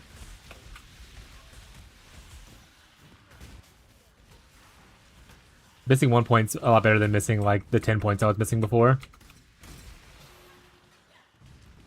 I still have 2 more nightmare maps to complete as well to get extra points.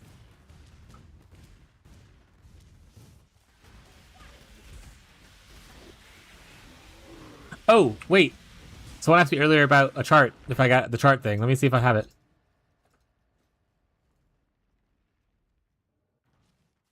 Because people are... The coursing current is popping up now for people. Is it Kish?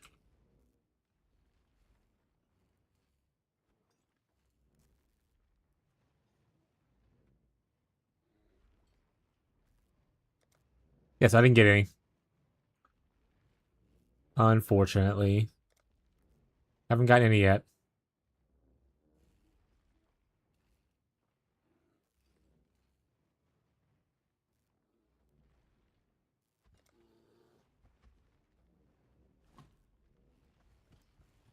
I really want that support. So I might just have to make eventually where I just grind through a bunch of like white maps to just get a bunch of charts. And just to get it that way. I really want that support. And I also want a crab staff. So I gotta fight that boss. Crab staff.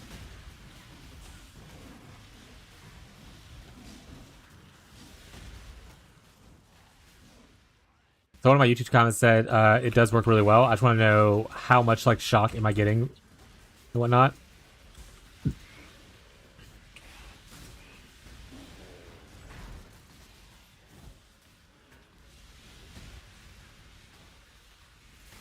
'Cause right now I'm shocking at 48%. I don't know if it would be super worth it if I'm only going to be shocking at like 20% or something like that with it. You know, it's a large damage difference.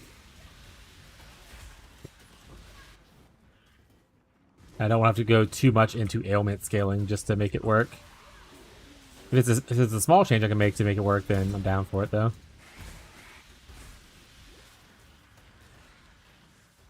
Also need to corrupt my Wintertide and try to hit level 21.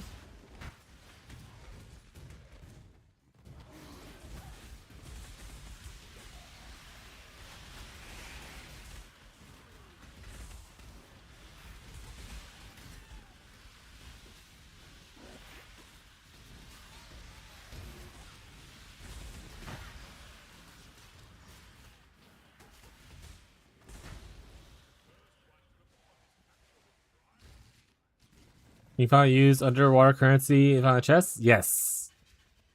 That was announced in the patch. It was a really cool change.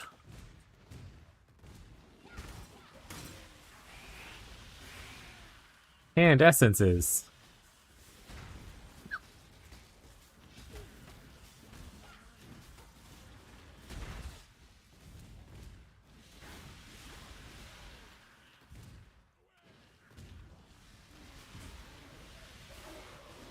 Also, it's wild to me that I still haven't found a Chilling Wind card. I didn't realize how rare this card was, but we're gonna get it.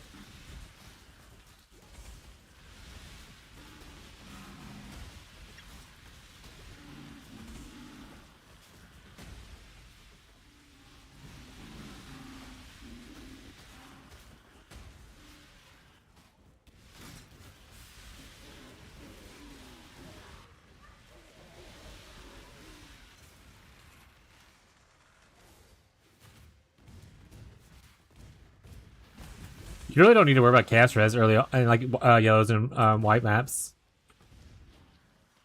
Like you'll die to it sometimes, but like it's definitely poison appears a lot more in red maps.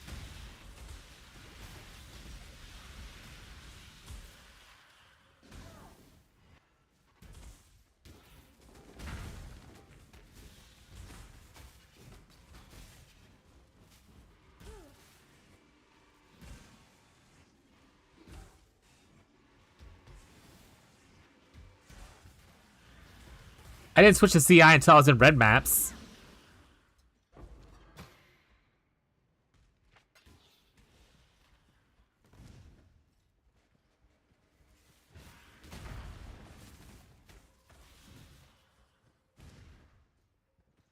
That's a lot of reading. That's a big paragraph.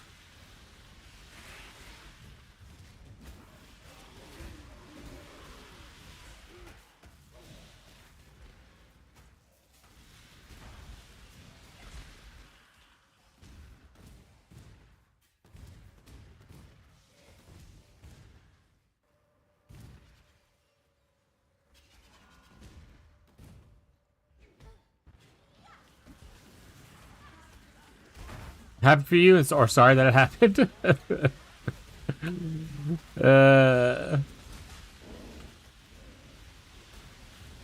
Sorry for your loss, or whatever it might be. Guardian map.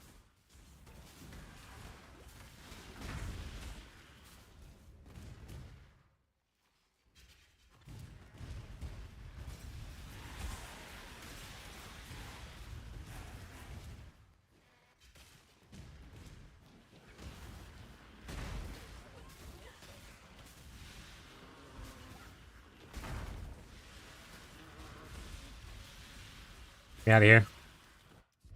Get me out of here.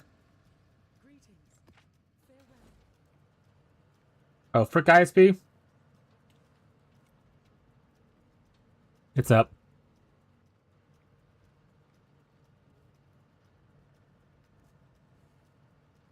Oh, we got some ice on them real quick. Hold on.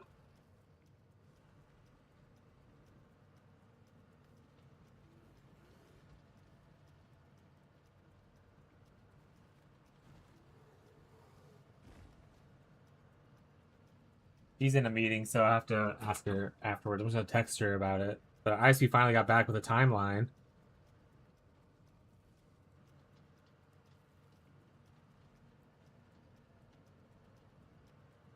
about when they're coming here and rip out our internet. So we might have a short stream today. Well, we're gonna have a short stream today anyway. But it might be shorter than it was intended originally.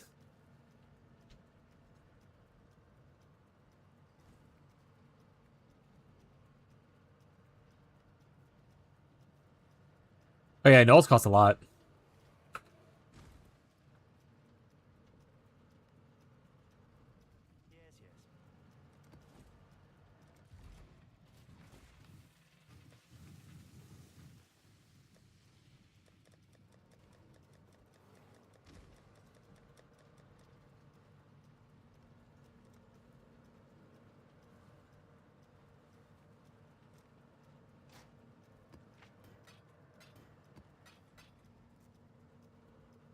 It was 120k. That's easy.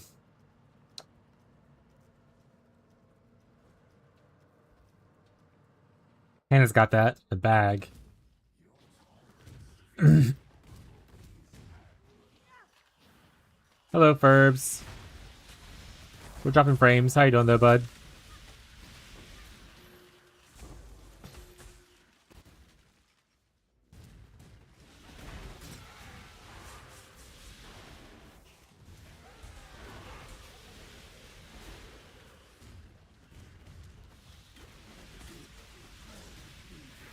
Still dropping frames. You know.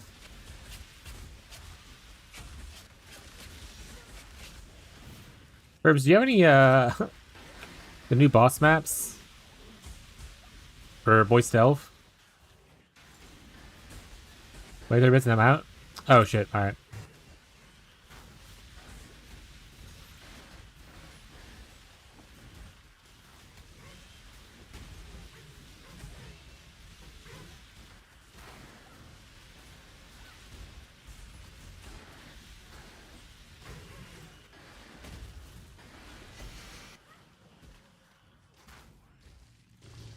Do I have a bunch of the green sulfur resource from Moist Elf? People were talking about the cost of things in chat, and I was like, that's easy. Hannah's got that. I got that. If I need to fracture something, just go to the Hannah bank. Not sure right now. My day has been under the sea and breach. Damn it! I want to try to get a coursing current exceptional gem and also another crab staff. One for me. But I don't have any of the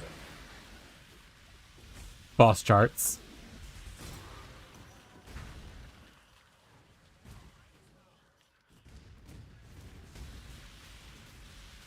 What are y'all looking for in Breach? Are all y'all going for Relicash boots? I was talking to Chafe last night about it. You need a crab staff? I got those. Oh, I would like a crab staff. Yeah. Because we gave the first one we got to first one Lundy gave to us. We gave it to Ghazi because Ghazi wanted one as well. And I was like, shit, if I get a crab staff, I'm gonna make a build dedicated to my wife because her nickname's Crabigale. Rather than for Brandon. Is Brandon chafed?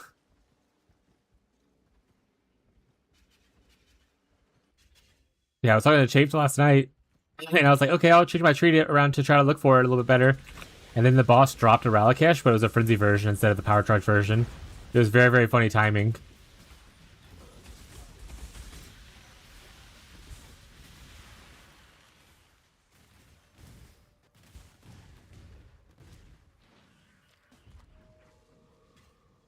Alright, well now I only need to get the coursing current exceptional gem from the new boss, and I'll be happy. Still got to farm the boss, but we're closer at least. Thank you, cutie. Alright, crab staff build is potentially live.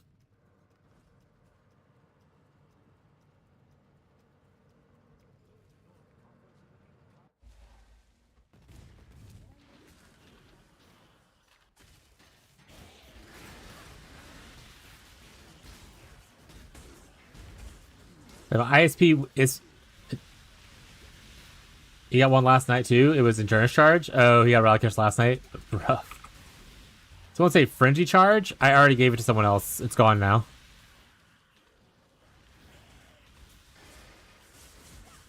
The guy is freezing post totem if you get another. Oh, Marshall's a crab staff too if y'all have another one. It looks like Shadow has one though.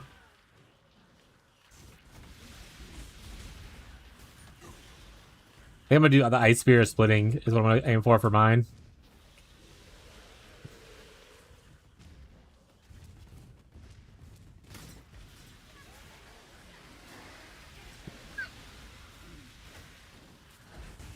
Come to your hideout. I'm gonna brick your map, giving you gifts.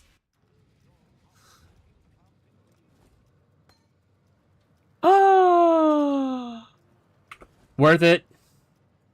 Worth it, chat. All right, so now we want to see how big of a shock this provides with stuff. So that's awesome. I love that for me. Let's quality this bad boy up. Thank you so much. Okay.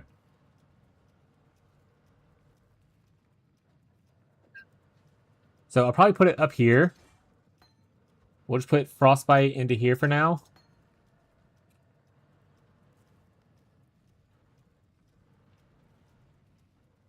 And we want to unspec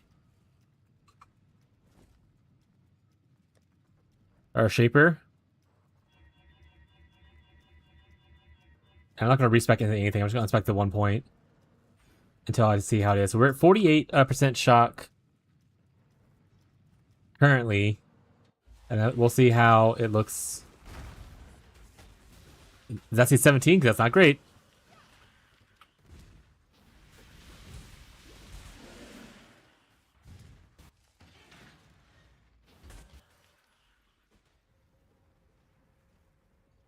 Shock this.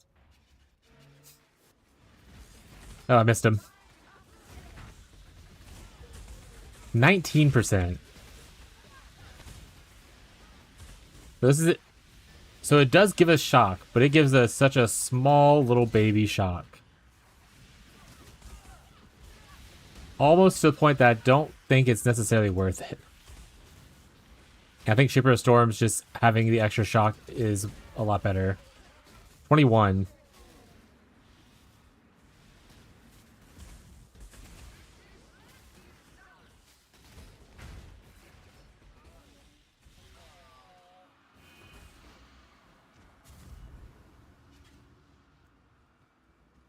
Where's Gazi? I need Chaos Res. Gazi's at work. He doesn't get off for another like 3 hours.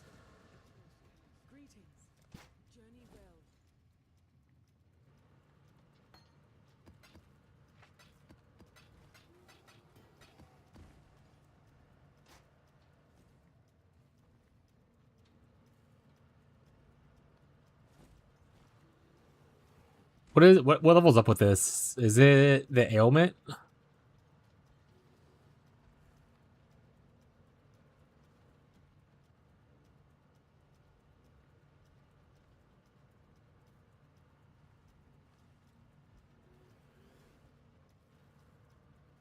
There's 28% at level 3.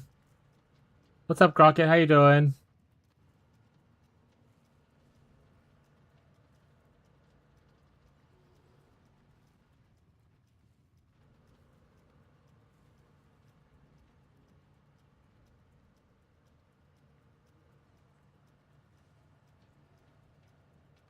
I wonder if it's worth me just putting on Bone Chill and getting out instead of efficacy and getting out of the other thing.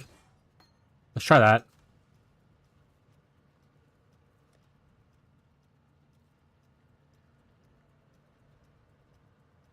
Is Bone Chill 2 words?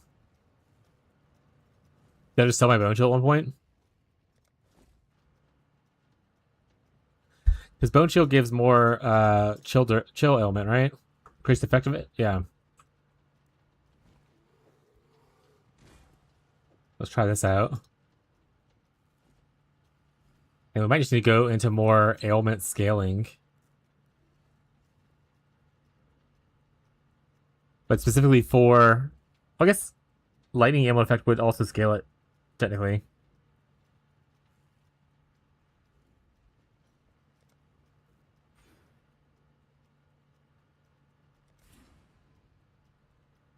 What's up, Goat? I ended up getting some stashes so I can store these weird things. Hell yeah. You need Chilling Wind? Yes. The div card? Oh, yeah, Chilling Wind div card, yes. If you have one. I'm missing a single one.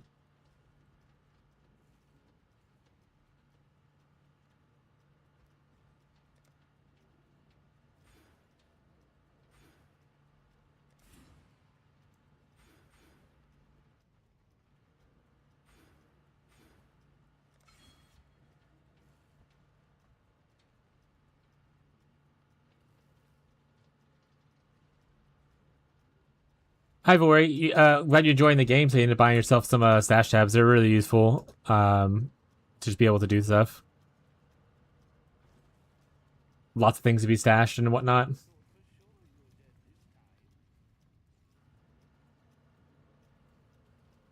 I haven't been checking on the YouTube. Is the bot working? It is. Okay. Cobra Lash right now with Shadow? Hell yeah. How's the Cobra Lash going?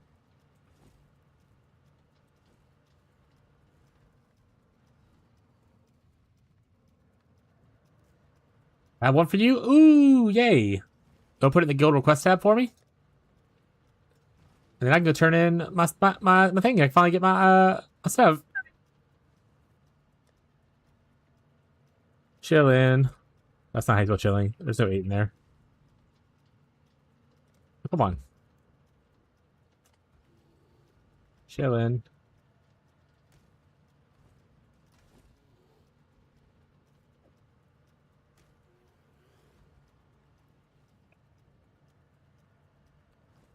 We did it!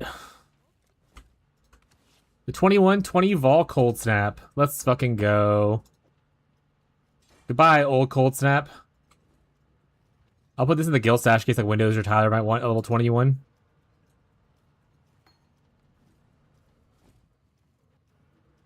Thank you so much. I had thoughts in my head. Now I'm trying to remember what it was. Shit. Why is thinking so hard? Oh, I wanted to unspec Drowning Domain. Because with Coursing Current, Drowning Domain might be less impactful than going this, Tie Caller.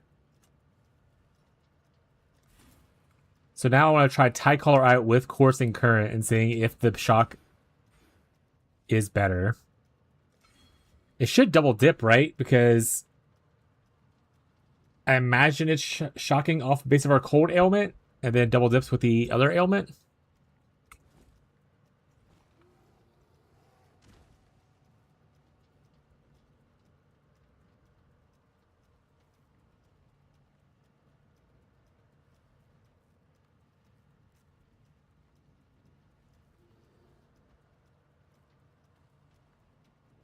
Now I'm seeing why they're talking about the double dipping might not be worth it.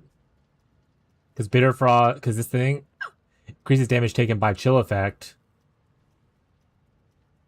It might not double dip. I'll have to. Hey, I sent you a message. I need.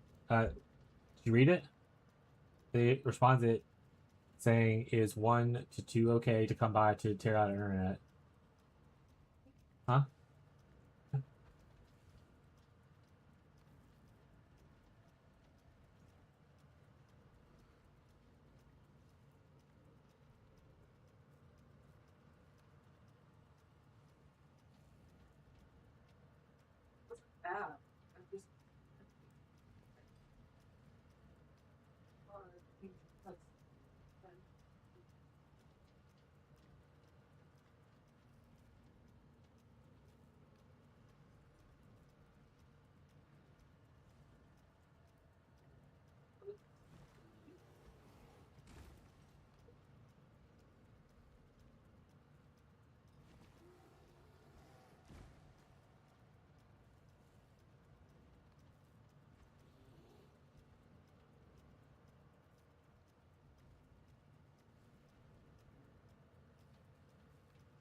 All right.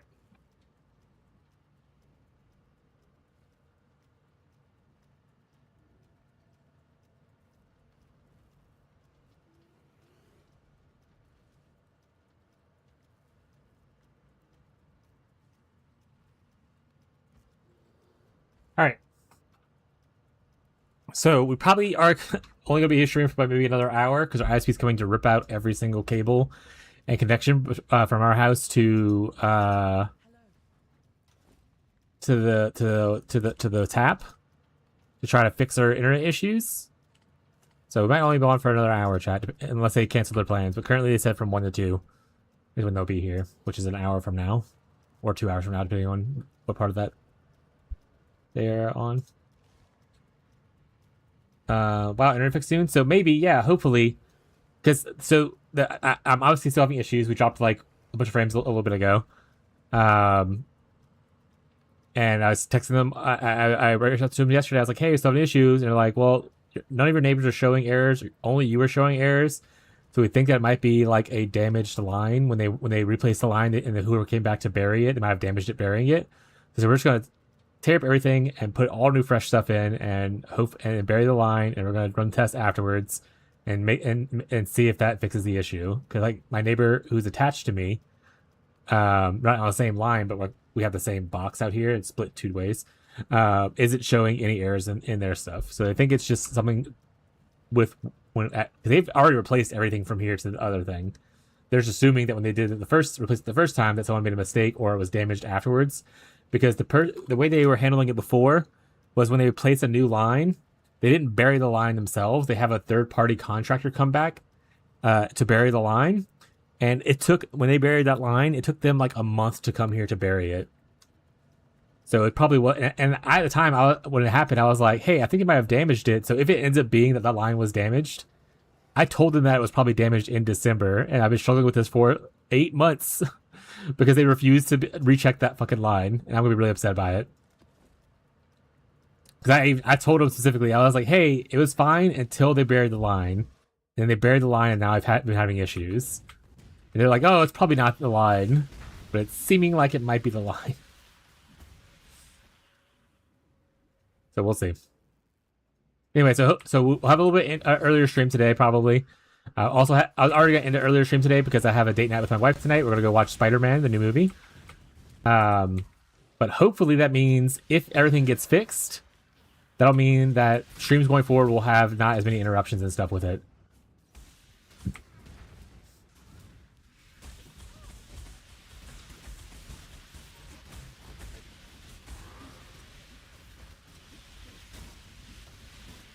Okay, so we're getting 30% chill effect, but we're only getting 15% shock. I don't know how valuable that is compared to a bigger shock before. All right, sorry, I missed some things that y'all said while I was talking to my wife and stuff. Let me look at what y'all were saying. Does critting help poison damage? Critting by nature does not help poison damage. The only time that crit will matter is if you get perfect agony right here. You can scale the damage over time multiplier with crit multi instead of damage multi. But crit by itself does not inherently scale the damage of over time of poison. I'm pretty sure. I can double check for you.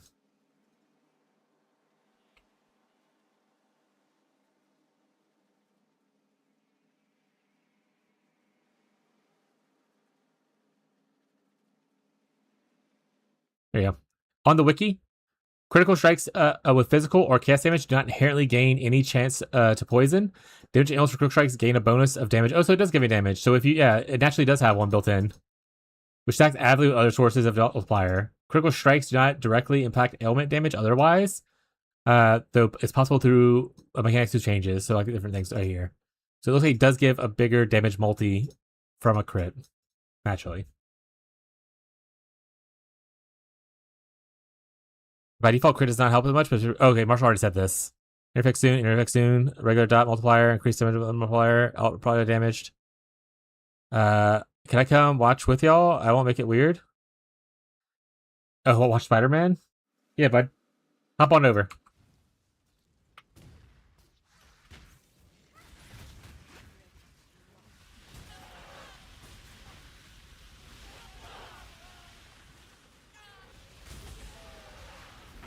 Okay, so that shock was 43%. It's so varied in like how much it shocks or doesn't shock.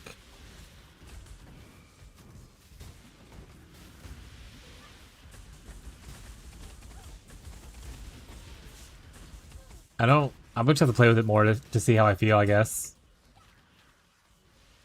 And then I'll have to like see, does it work even with, but you know, let's go POB. Maybe POB already has it in there.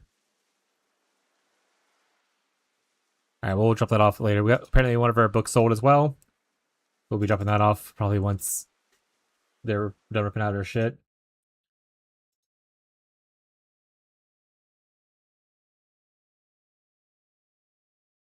This is one of the instances, like when I want to test stuff like this is one of the things where I'm like, I really wish we had a testing dummy system in PoE 2.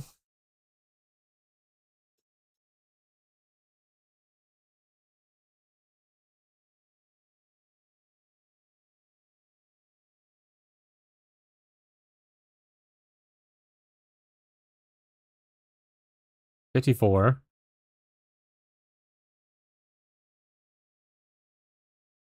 34. All right, I'll just ignore that warning then. That's fine.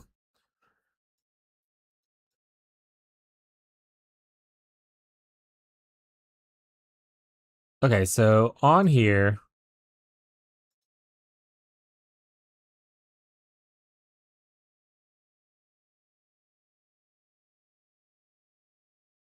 this isn't supported yet, so it's not going to help me see anything in here. Shocked enemies that are chilled by your hits, increasing damage taken by chilled effect.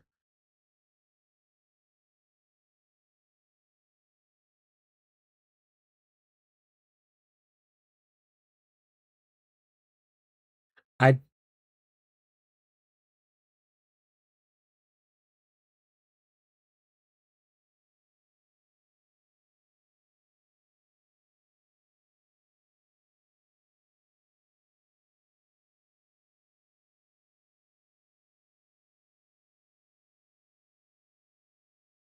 It's increasing damage taken by chill effect. This also is increasing cold damage taken by chill effect.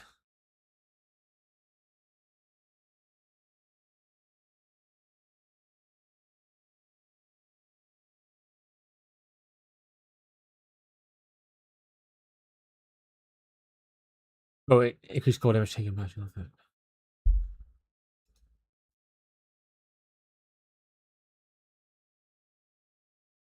I don't know if the fact that it specifies cold versus just damage taken means that it will or will not stack. I don't have a testing dummy to properly test either. And it's not supported POB yet.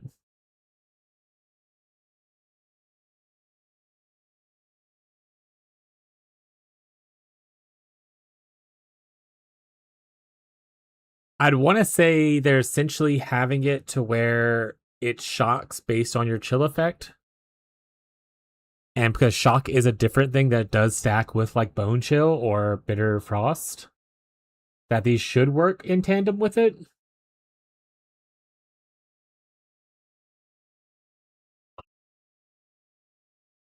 But the big issue that I'm having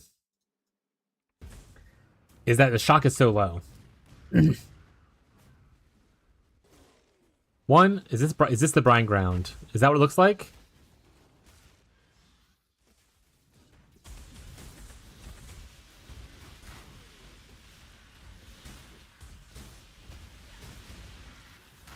I'm only getting 25, 30, and 22. 30 and 17. 30 and 22. Before I was getting like 48 shock and I want to say like 20 something chill. But I don't. I think Future Storm is so much stronger.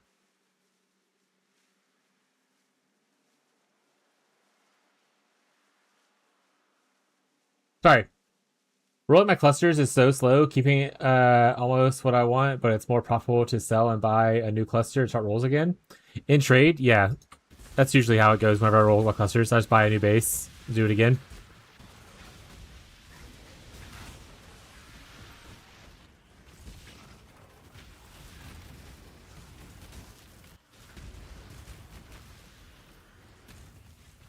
Sorry, I'm just really deep in thought about how I feel about this coursing current skill with everything that's going on.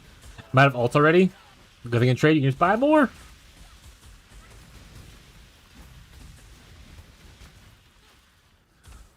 What clusters are you trying to roll? Or you say you're trying to roll like a 3 passive. Like, what passives did you want? I assume it's a chaos cluster, right?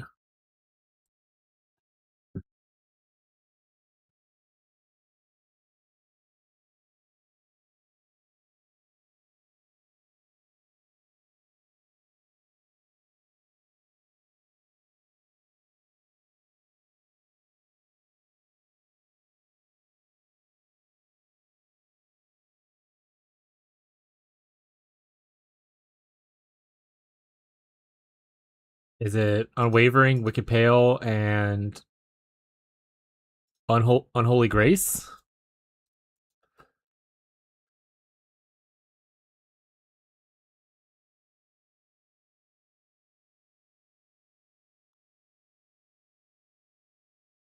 Honestly, it might just be better to reforge Chaos on like Harvest to try to get this. Depending on how much Harvest Juice costs. I know there's a lot of other Chaos mods here, but at least I'll lock you out of like all of these. Or not lock you out, but like reduce the chance of these and this. There's still a lot of Chaos mods because it's a Chaos cluster. You can also do something weird like Reforge Attack, which will push pretty much this one as a guarantee, and then hope to hit the other two.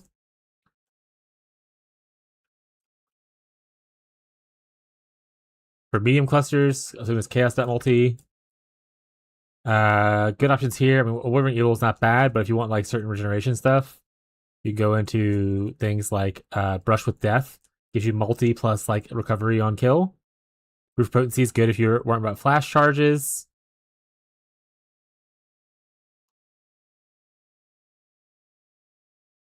This is not bad if you're like a life stacker, Flow of Life. Septic if you need poison, but if you're not poison based, then who gives a shit? Student Decay is pretty good if you're someone who needs Chaos Res, you're not CI. Foul Rejuvenation is good if you're ES based.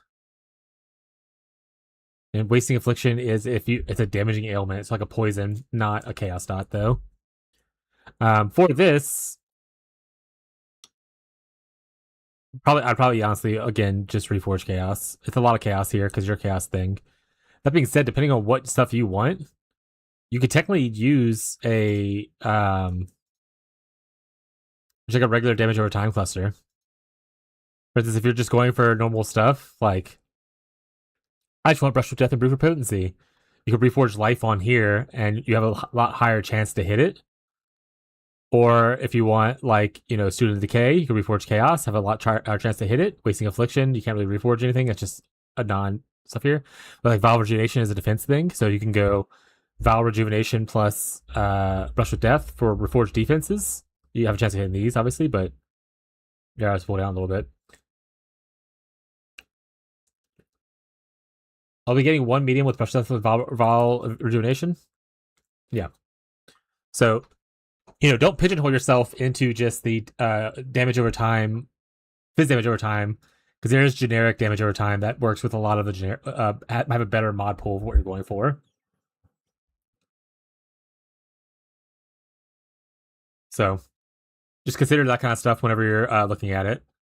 And yeah, if you're going for Brush, it does have like the lowest mod pool. As you see, it's like a 0.7%. So rolling for life is not bad if you're trying to get Brush specifically.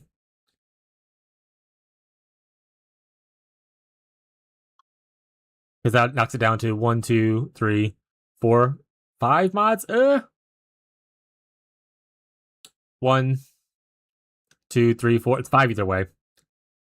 Yeah, so either life or defensive should work. It's 5 mod pool, split between 4s,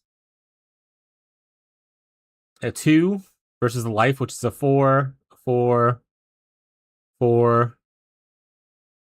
Life might be edged out a little bit.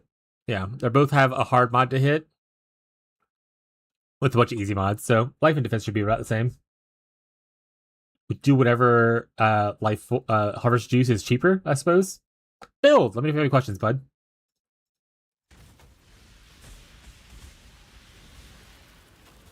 But yeah,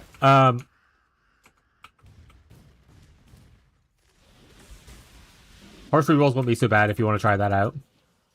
And if you're going for what I usually do when I do the triple, I'm going for like a large cluster that has triple notables. If I hit 2 and I have the open affix for the other one, I usually exalt slam to risk it for the biscuit.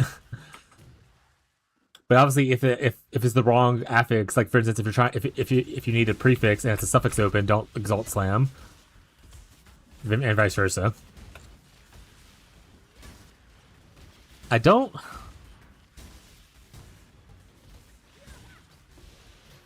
know. I'm gonna let it level up. I will say I will at least let it level up. But I don't know if I like coursing current. Thanks for tips, no problem. I love crafting stuff. If you ever need help or want advice on crafting, I realize now you posted in there and I didn't really give you advice. But if I ever give you actual proper advice, ask for clarification on things. I don't mind giving people advice on like how I would roll something. Like, usually give me an example of what you're aiming for, and I can give you what I would do to get there. Is the best way to get like a response of how do I craft this? Like, I'm trying to make this thing. What's the best way to go about it? And I'll give you advice on it if you want advice.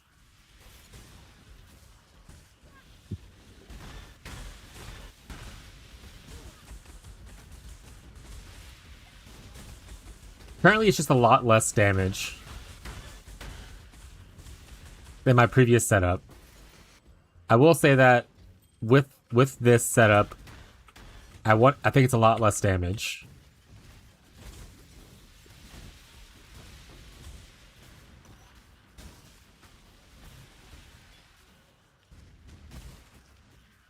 It feels like a lot less, and then it also just the numbers of like the chill and the shock are smaller in total.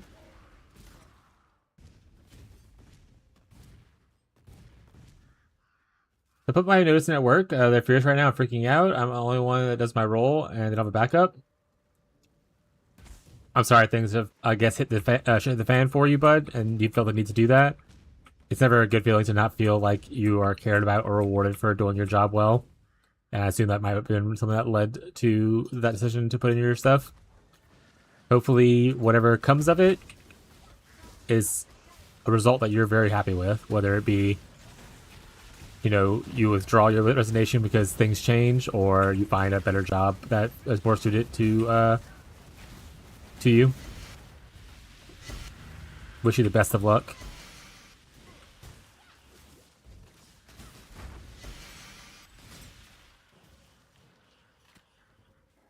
Is my single target something poopy as Flicker? Also, is there a certain thing I should maintain my mana so I can spam Flicker?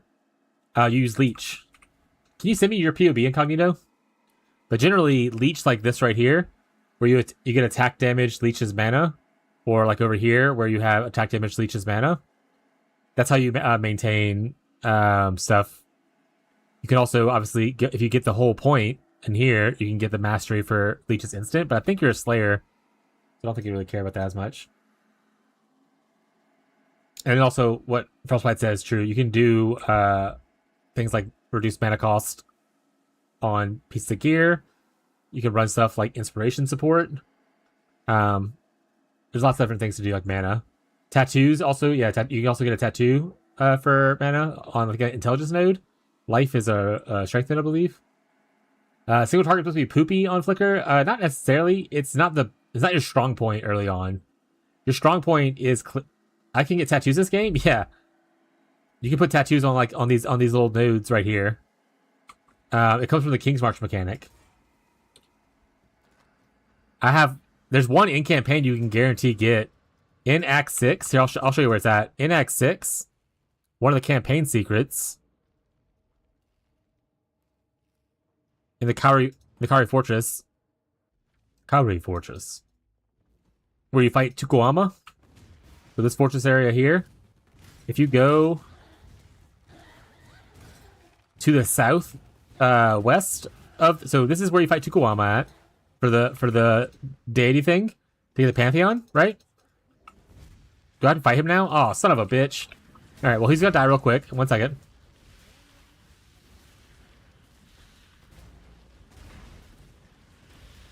All right, so this is where Fight 2 I'm at. If you go left from here, there's a little bridge that goes down. See right here? And on here, this island right here, you can kill this person, and one per character per campaign. So it didn't drop for me, but this guarantees a single tattoo drop. So you get, if you haven't done yours, you can go get one. But it also comes from the King's March thing. But I have a tattoo to show as an example right here. It's a tattoo that gets cold res. See, it tattoos over a small dexterity node, and it will take away the dexterity and give you cold res instead. There's a lot of different tattoos. A lot. Like if you go to Faustus, you can kind of see currency exchange. What I want, tattoos. Lots of tattoos. And mana. So this one right here is mana regeneration. Oh wait, is that not a mana leech one? Leech. There's not a mana leech tattoo. I was wrong. There's a life leech one though. And there's a mana regeneration one. But you can kind of search which tattoo you would like suppress, that kind of stuff's on here. Mood speed, etc., etc. There's a lot of cool tattoos you can end up doing stuff with.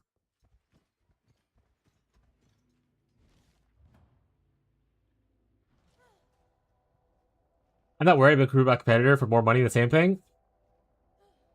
Get that money. Become an oiler. Donate me all your money. I'll get my stuff real quick, and then I'll load your POB up.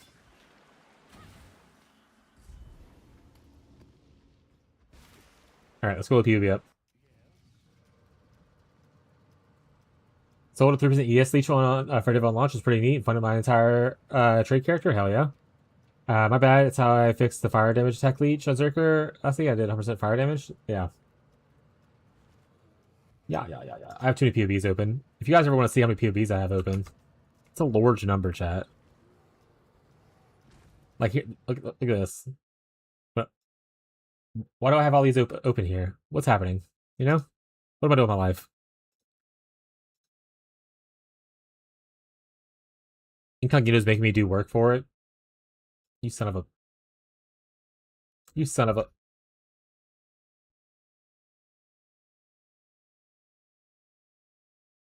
Oh wait, that's Juggernaut. That's the wrong character. Oh, it's All Flame. Slayer.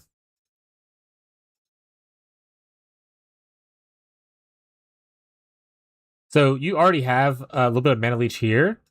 You are spending a cost of 33 per second, and you're leeching a bunch more. So are you running out of mana still? Did you run into a map that had no leech on it?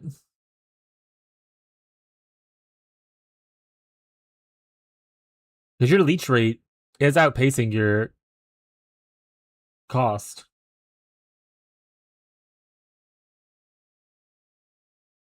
Alright, yeah, if you have a no leech map, then you're going to suffer.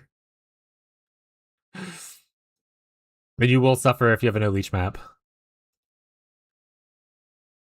Other than that, you could do stuff, like I said, you could add, if you go into Elemental Flicker, Inspiration's not bad. It reduces the cost, but also gives you a little bit of more elemental damage per charge, and it gives you a little bit of crit chance. But obviously, if you're not doing Elemental Flicker, then don't worry about it, because like your brutality right now, so I wouldn't worry about this too much.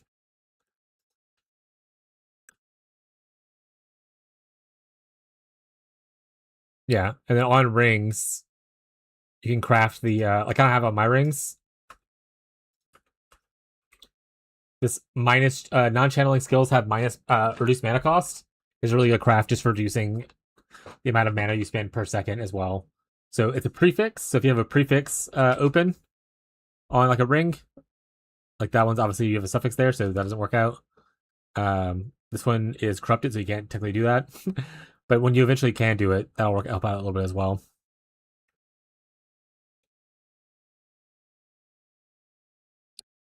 There's also like helmet mods and stuff like that for like, you know, cost efficiency.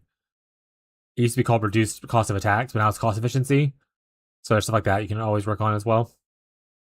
He's in PL. He's in both technically. He moved his first character to trade and forced himself to play the Slayer instead. Like if I kept my Juggernaut in PL, I'll just play only that. So I moved it over.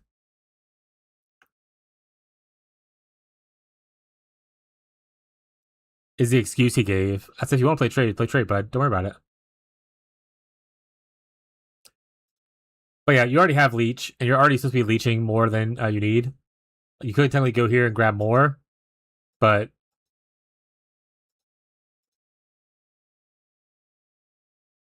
like it's not super worth it to spend those points because this right here gives you the one you need.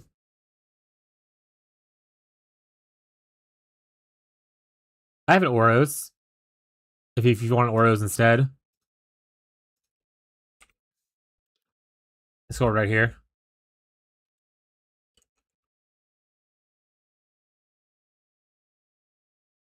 Is it because Terminus is on Critical Strike and he's not critting yet? Does he not have Assassin's Mark?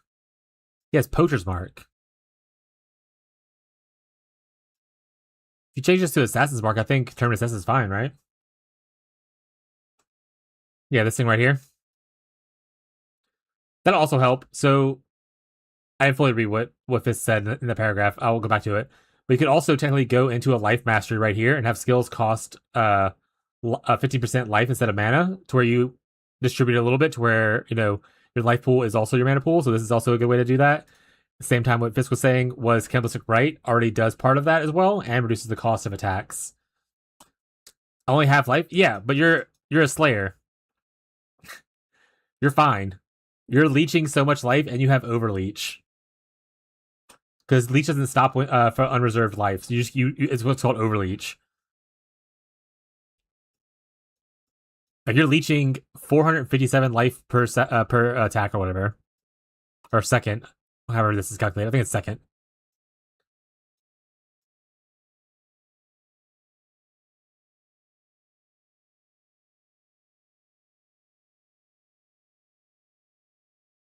Oh yeah, there's like this. It's a physical mastery. Is he close to one? Because most people. Oh, he has one here. So yeah, so if you take this mastery here to have it where you're getting some skills cost life like this, you take this mastery here and you get 40% more physical damage for skills that cost life. So that's two masteries right there that can give you just a big chunk of damage as well as helping with the mana cost a little bit. So your mana cost is only 3. It's not like costing you a crazy amount.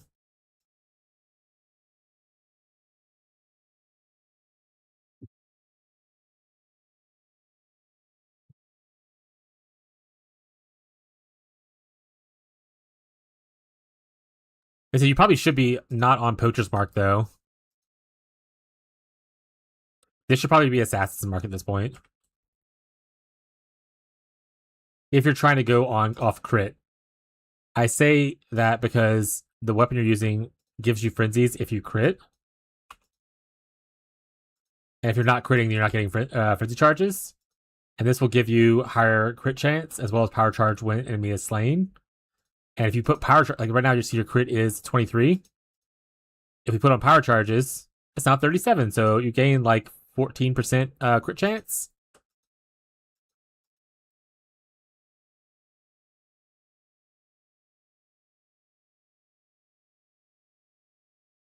Praxis as well. It's one of those ultimate I fix it for now rings. Yeah. I kind of have a problem. I don't know how to go with Peacock on Scion after taking. What's that emote? Fire mastery, accuracy, precision, and point blank. I mean, you should go to probably flash sustain nodes, right? Like stuff like this, replenishing remedies and stuff.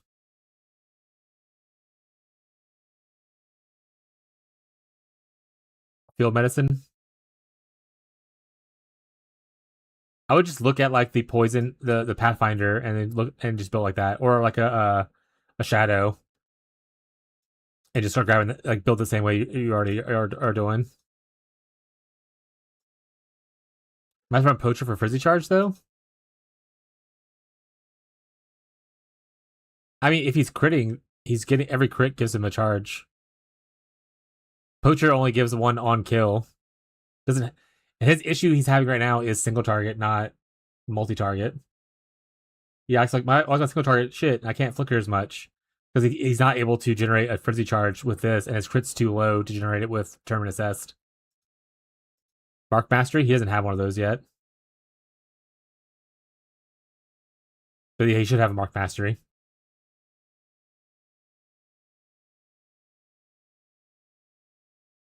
Sword Mastery? I don't think he has a Sword Mastery yet either.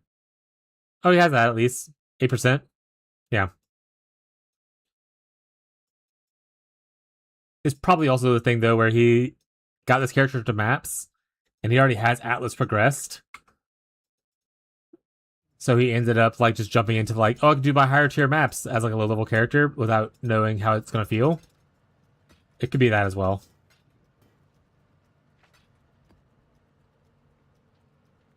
I mean, that's not exactly how the math works, but but yeah. It's roughly.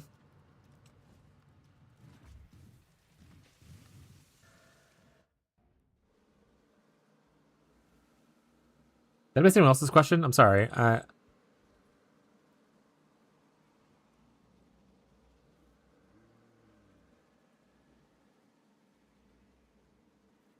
Are they separate? Yes. I mean, it's separate mods.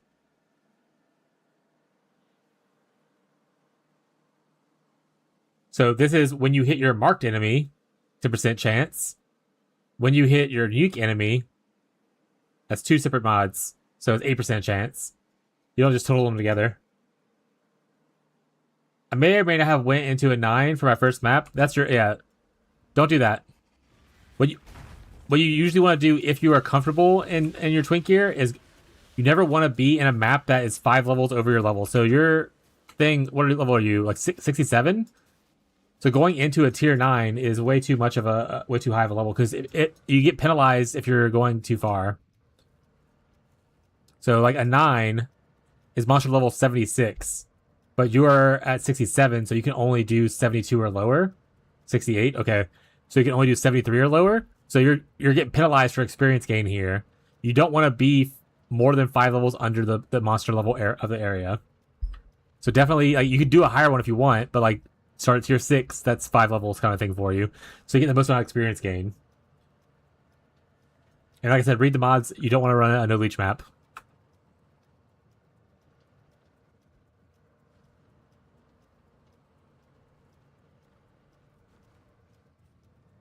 What's up, Sukiko? Chat, for everyone who's coming in that is new, or coming in just now to the stream, as a heads up, it is going to be a very short stream today. Our ISP is coming by to rip out all of our internet and hopefully give us new internet so that we will hopefully have no more issues. So we only are going to be live for about 30 more minutes. And then tomorrow, hopefully our internet issues will be solved and I'll never have internet problems ever again and the world will be glorious. I have to read. You can make a regex and just click the pretty pictures.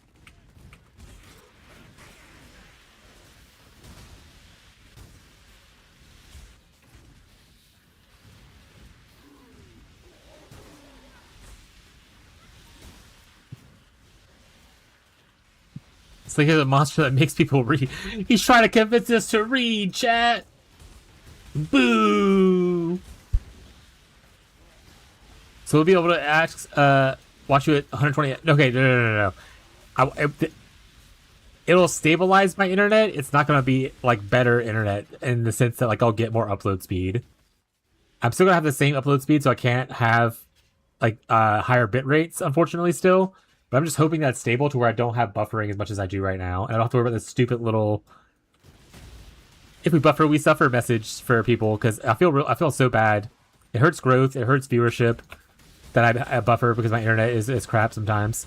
That being said, whenever they eventually do turn on what they the high split upgrade, which is why we're having so much struggle because they're making the upgrade, we will eventually have symmetrical speeds to where our download and upload speeds will be the same. And then once that happens, I'll be able to stream at a much higher bit rate for people to enjoy the stream at a cleaner image and stuff like that. How are you on average upload speed wise? So average is the issue right now because it's very up and down. Our max is 40 megabytes right now because we're on coax cable. We have a 1,000 down, 40 up. When they finish the high split upgrade, we can have 1,000. I don't need 1,000 up. I would be happy with 100 up. But the issue, like I said, right now is more consistency because I'll have like 30, and then also it'll dip down to like 2. and then it'll go back up to like 15, and then go back to 4, and then it's like this right now. If you watch like a chart of how my upload speeds are going.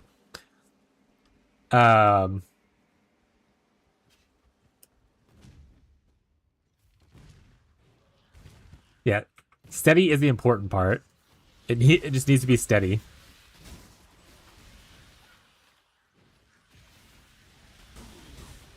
Yeah, I'm cruising in waves, yeah.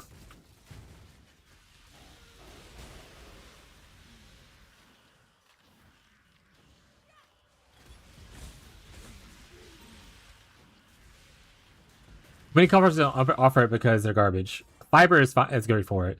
And I know I don't necessarily need a whole 40, but I also do have my wife who works from home and does a lot of uploading herself. And while she's working, I don't want, me to be using like 25 bit rate, and then she uploads like a large amount of stuff for her work, and then all of a sudden the bit rate, it just gets consumed and I go down. So the more upload we have, the higher that I can push kind of like my minimum bit rate without worrying about like her working and something going wrong kind of stuff. It's all like part of a balancing act kind of thing.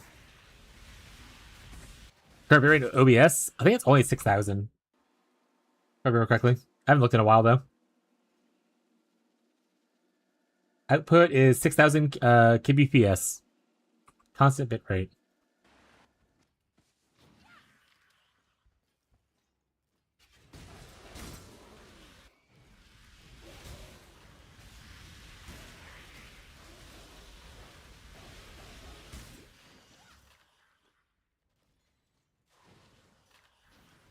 But yeah, if I ever am able to afford a house, I'm looking for a place with fiber. My wife always wanted to move out into the country, and it's more rural areas that have fiber than these days in my state than it is cities having fiber. I would freaking love fiber. Yeah. Jealous. Honestly, fuck ISPs in the US. They have some of those trash speeds and highest prices. The other issue is like areas have monopolies. So like where I'm at, even if everyone's like, oh, can you just try another provider? There is not another provider in this area that's not like satellite or something like that, and satellite's not stable enough for me to stream on constantly. Spectrum has it, and they know that, so they're able to like maintain high prices and shit service. Do you increase it more than 8,000 if you do? I'm gonna increase it to 40,000 just to spite you at this point. Thoughts?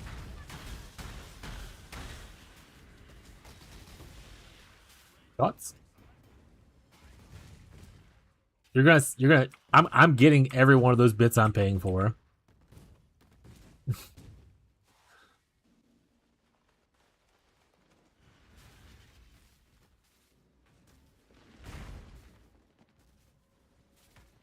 We live, we have one option, so it doesn't have service area. Oh shit! Fishy got mage blood?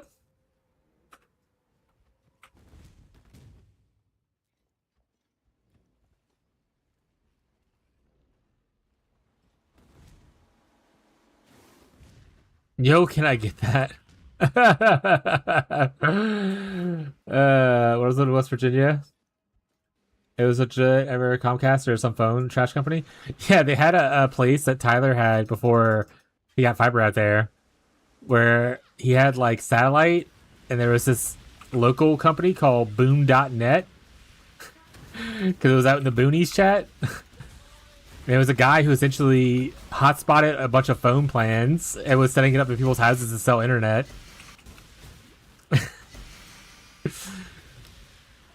So crazy shit happens out in the woods. In the woods.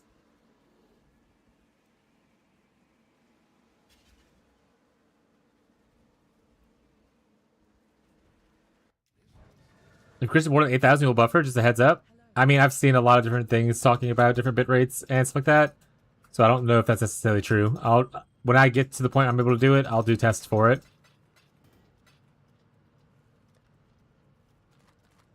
When I was looking into streaming and I was going through all the different bit rates and settings, and I've tested several stuff out.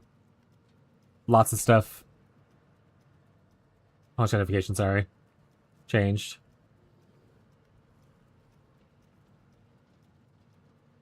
Okay, I got a confirmation that my ISP is coming out here from 1 to 2.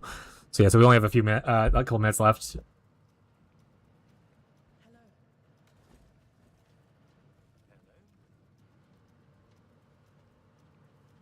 Oh yeah, that's like so much. I even said people like I don't even need necessarily the 1,000 down. I'd be happy with like 500, or like two, like something like that. Like I don't need the 1,000 down. So like when they change it to where it's symmetrical, we might lower our plan down just to help save some costs. But to get the 40 up that I have now, I had to get the 1,000 down to do it. And that was the only plan that they had that offered it.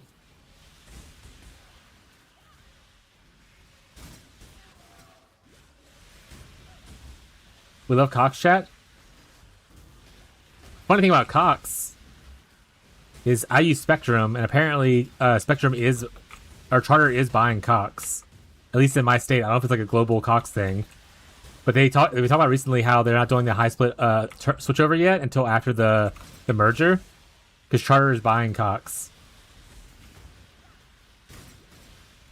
And Charter is the Spectrum people.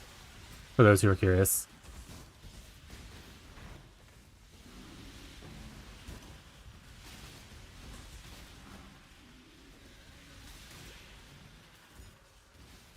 Two deaths on common, love my skill, hell yeah.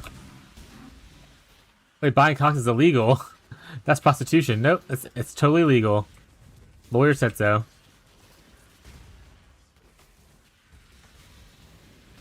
Company even offers 10 gigs down, a super overkill for my needs. Yes. Yeah, I don't think I need 10 gigabytes download speed at the time. I'm downloading the internet now.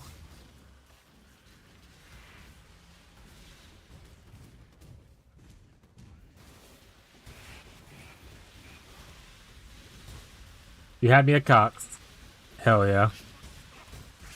Alright, so we're gonna finish the Chambers of Impurity, then we're probably gonna find someone to raid off. I would love to stream longer, but like I said, I would really also love to have my internet fixed forever.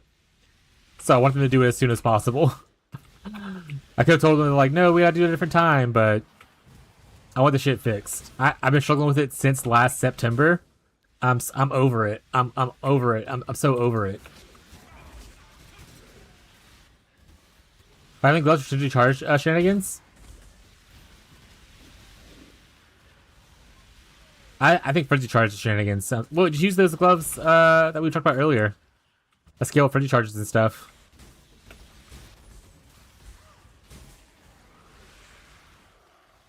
The snake bites, I think is what it was.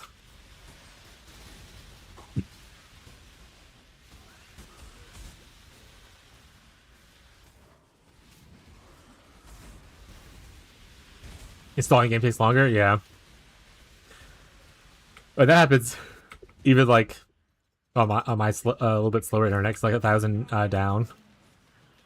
Where like I'll download the game really fast, but then installing it takes like an hour. I'm like, meh, meh, meh.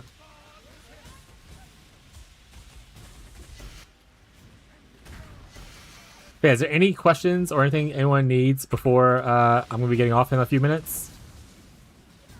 Like, y'all want a PUB review or Kiss or anything like that? This is your best time to do it.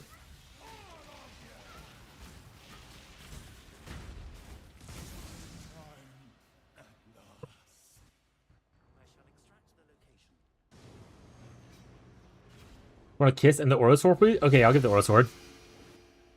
That'd be confirmation for the thing happened, so they're gonna be coming here. 1 to 2, it says. About to get off stream soon. And after that, I'll go deliver the book, whatever book we sold.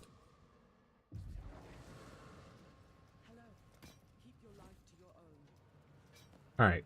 Your boy wants Oro Sword. Let me go grab the Oro Sword real quick. Oro Sacrifice.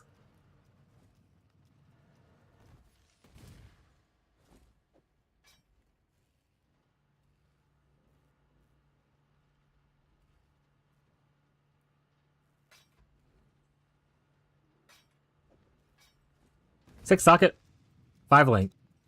I'm not no better than that, but there you go. Enjoy.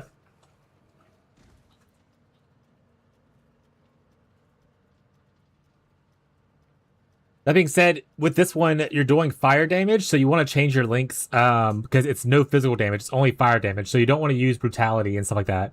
So we can talk about that real quick. About what links you should use and stuff. Let me look at your build again real quick. I have some things that will play for Pirate League. If I join tomorrow, so is that right? Yeah, I can accept you. I'll be streaming again tomorrow. So you can watch me there. You can also join the Discord. That being said, the link for the P League should auto accept you.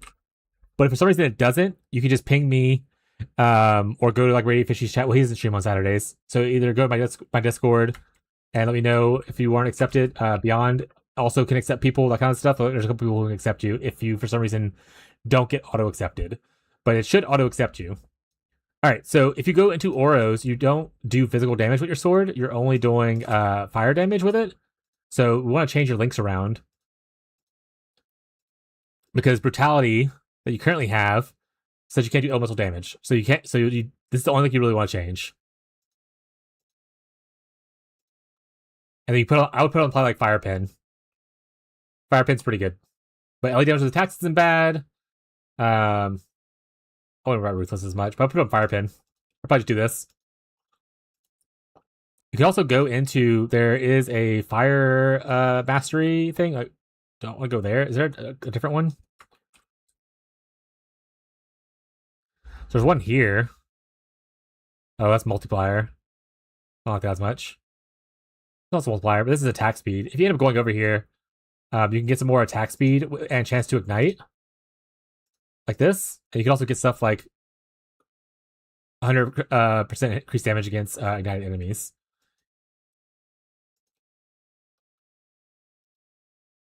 See, damage go up. Damage go up. Damage go up. But yeah, so all things that you could potentially do if you want to switch to Oros. But like I said, just change your ruthless or whatever it was before. Brutality, change your brutality to at least fire pin or LE damage with attacks. Mage just does Oros? Okay, then you're good then. Yeah, do whatever that is then. Hey, he does the fire thing? Oh, he doesn't do the fire thing. I lied.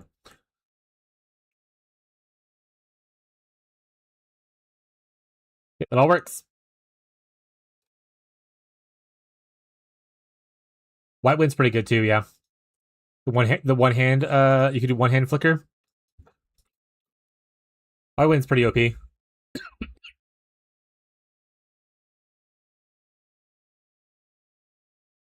EAK Night Sounds, I joined already. I try to ping people. I don't want to bother people when they're busy. You can ping me whenever you want, buddy. EK Ignite sounds interesting. Fast Elementalist Blaster. I want to say some people started EK Ignite. I was planning on starting it to test it out, but Wintertide got buffed, so I played that instead. But the people that I saw who started it on Reddit complained that it was really hard to scale. So most people want to play Penance Brand Ignite and then get into EK Ignite later once they have some stuff. One hand flicker, one hand jack in it. Yeah.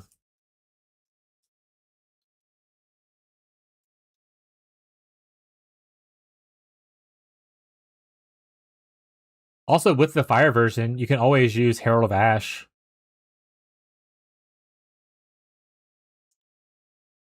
For like some cool explosions.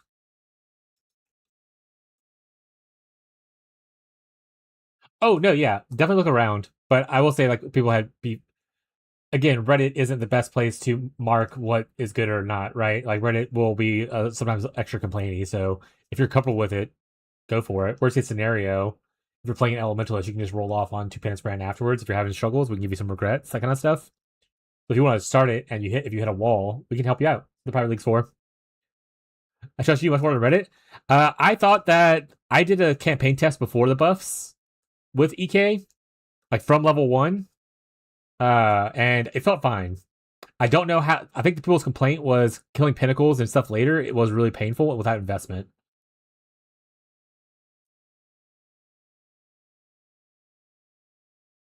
Main issue I see with dot builds is the 33 is 36 million dot cap. That's not really an issue. Because you also have to consider the fact that it is a damage per second cap. So you have better uptime than, say, like a melee build. At the same time, it's capped by how much damage they can take. So things like Ubers, like as you change the configuration, like this is like if you're hitting dot cap on pinnacles or like this right here, fine. But but Ubers and stuff take less damage, so you need more damage to hit that cap because they take less damage than regular stuff.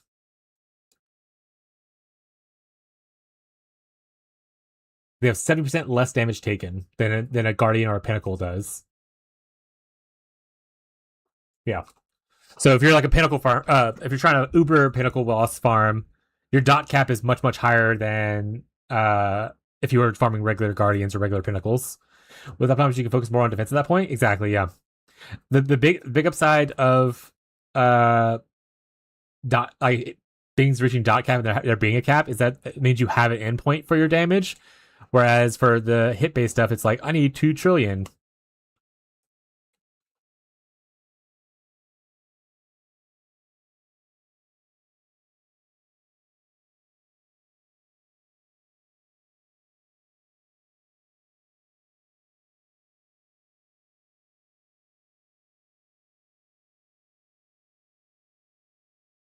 Oh yeah, the dot cap for general mapping is fine. It's only when you try to go into aspirational content of like Uber farming, or like before when they used to have like Titanic Blight and that kind of stuff, like that kind of stuff that you'll need more.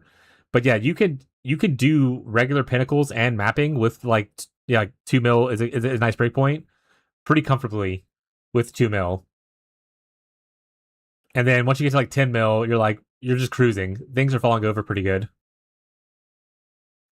You don't need dot cap for doing just like T16 map farming kind of thing. Especially if you're playing like an Ignite build, like the Penance Brand or EK Ignite, like you're mostly going into Herald stacking, and you're just a map farmer. You just charge into a pack, and then the whole screen pauses for a second, and then it's just explosion.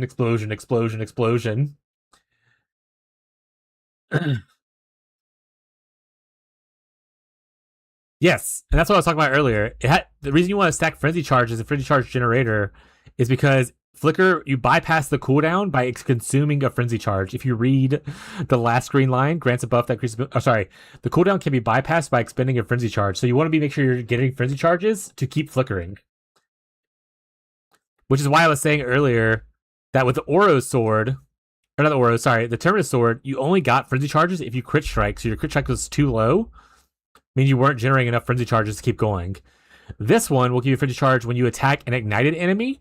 So you want to make sure you're igniting your enemy, and then you'll always get a Frenzy Charge. Or sorry, not always. It gives you a Frenzy Charge if the attack ignites the enemy. So it's a lot easier to generate Frenzy Charge. You should also look into going into like a Mark Master, like right here, and picking up Frenzy Charge when you hit marked enemies. It's pretty good, and you already have the one that's 8% over here for unique enemies. But yeah, you want to make sure you have Frenzy Charge Generator going, because that is literally how your build functions. And then the more Frenzy Charges you can get, the better. So like, pathing up here, grabbing this Frenzy Charge here, maybe anointing this one right here, or pathing all the way up here if you want to. You already have Dark Rays, all that kind of stuff.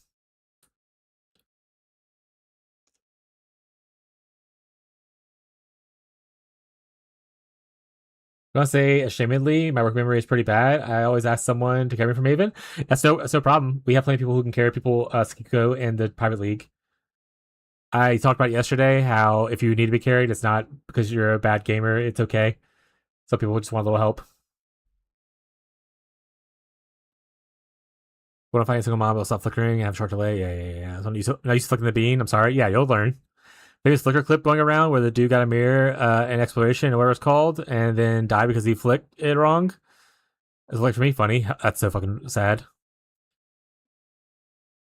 It's not that bad. I'm doing chaos dot. Smile. All right, chat. We're gonna raid off to somebody. I have a couple options for you because there are a couple people who are probably streaming in the league. Let's look at the leaderboard real quick.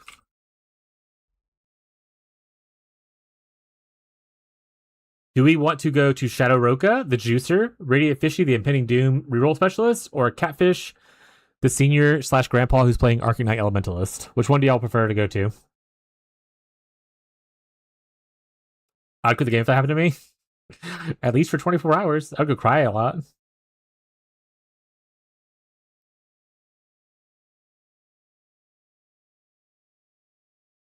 We'll go Shadow. I like the juice. Shadow. Juice. All right, everyone's going. We want to go juice. All right, so we're gonna be sending y'all to Shadow, the juicer. You can probably learn a lot from him. He is very autistic about this game. He is not as warm and fuzzy as I am, but he has a good heart. He's just a little rougher over the edges, so just try to remember that. But he is very, very smart. He'll ask, he'll answer your questions. He'll try to help you out if you need help. He does carries in the league if you need a carry for a Maven kill, that kinds of stuff. Yeah, we're going to get up to Shadow. Like I said, we're ending super early today. I have a date night tonight, and my ISP is coming to rip out all my internet and hopefully put in new internet.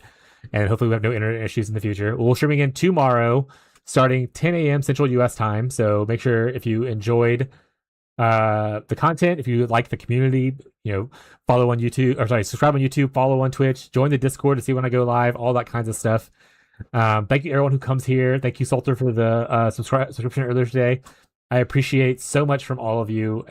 Honestly, there are times when I'm streaming not PoE content and I'm talking to myself for like hours and I feel really depressed. It's really nice to see people coming here and chatting and just, shooting the shit or, whiteboarding ideas with me. I love it so much. So thank you guys for spending your time here. It really means a lot. But I hope to see you guys tomorrow. Have a good rest of your day, your night, your evening, no matter where you are in the world. And I'll catch you guys next time. We love you too, bro. Bye, chat.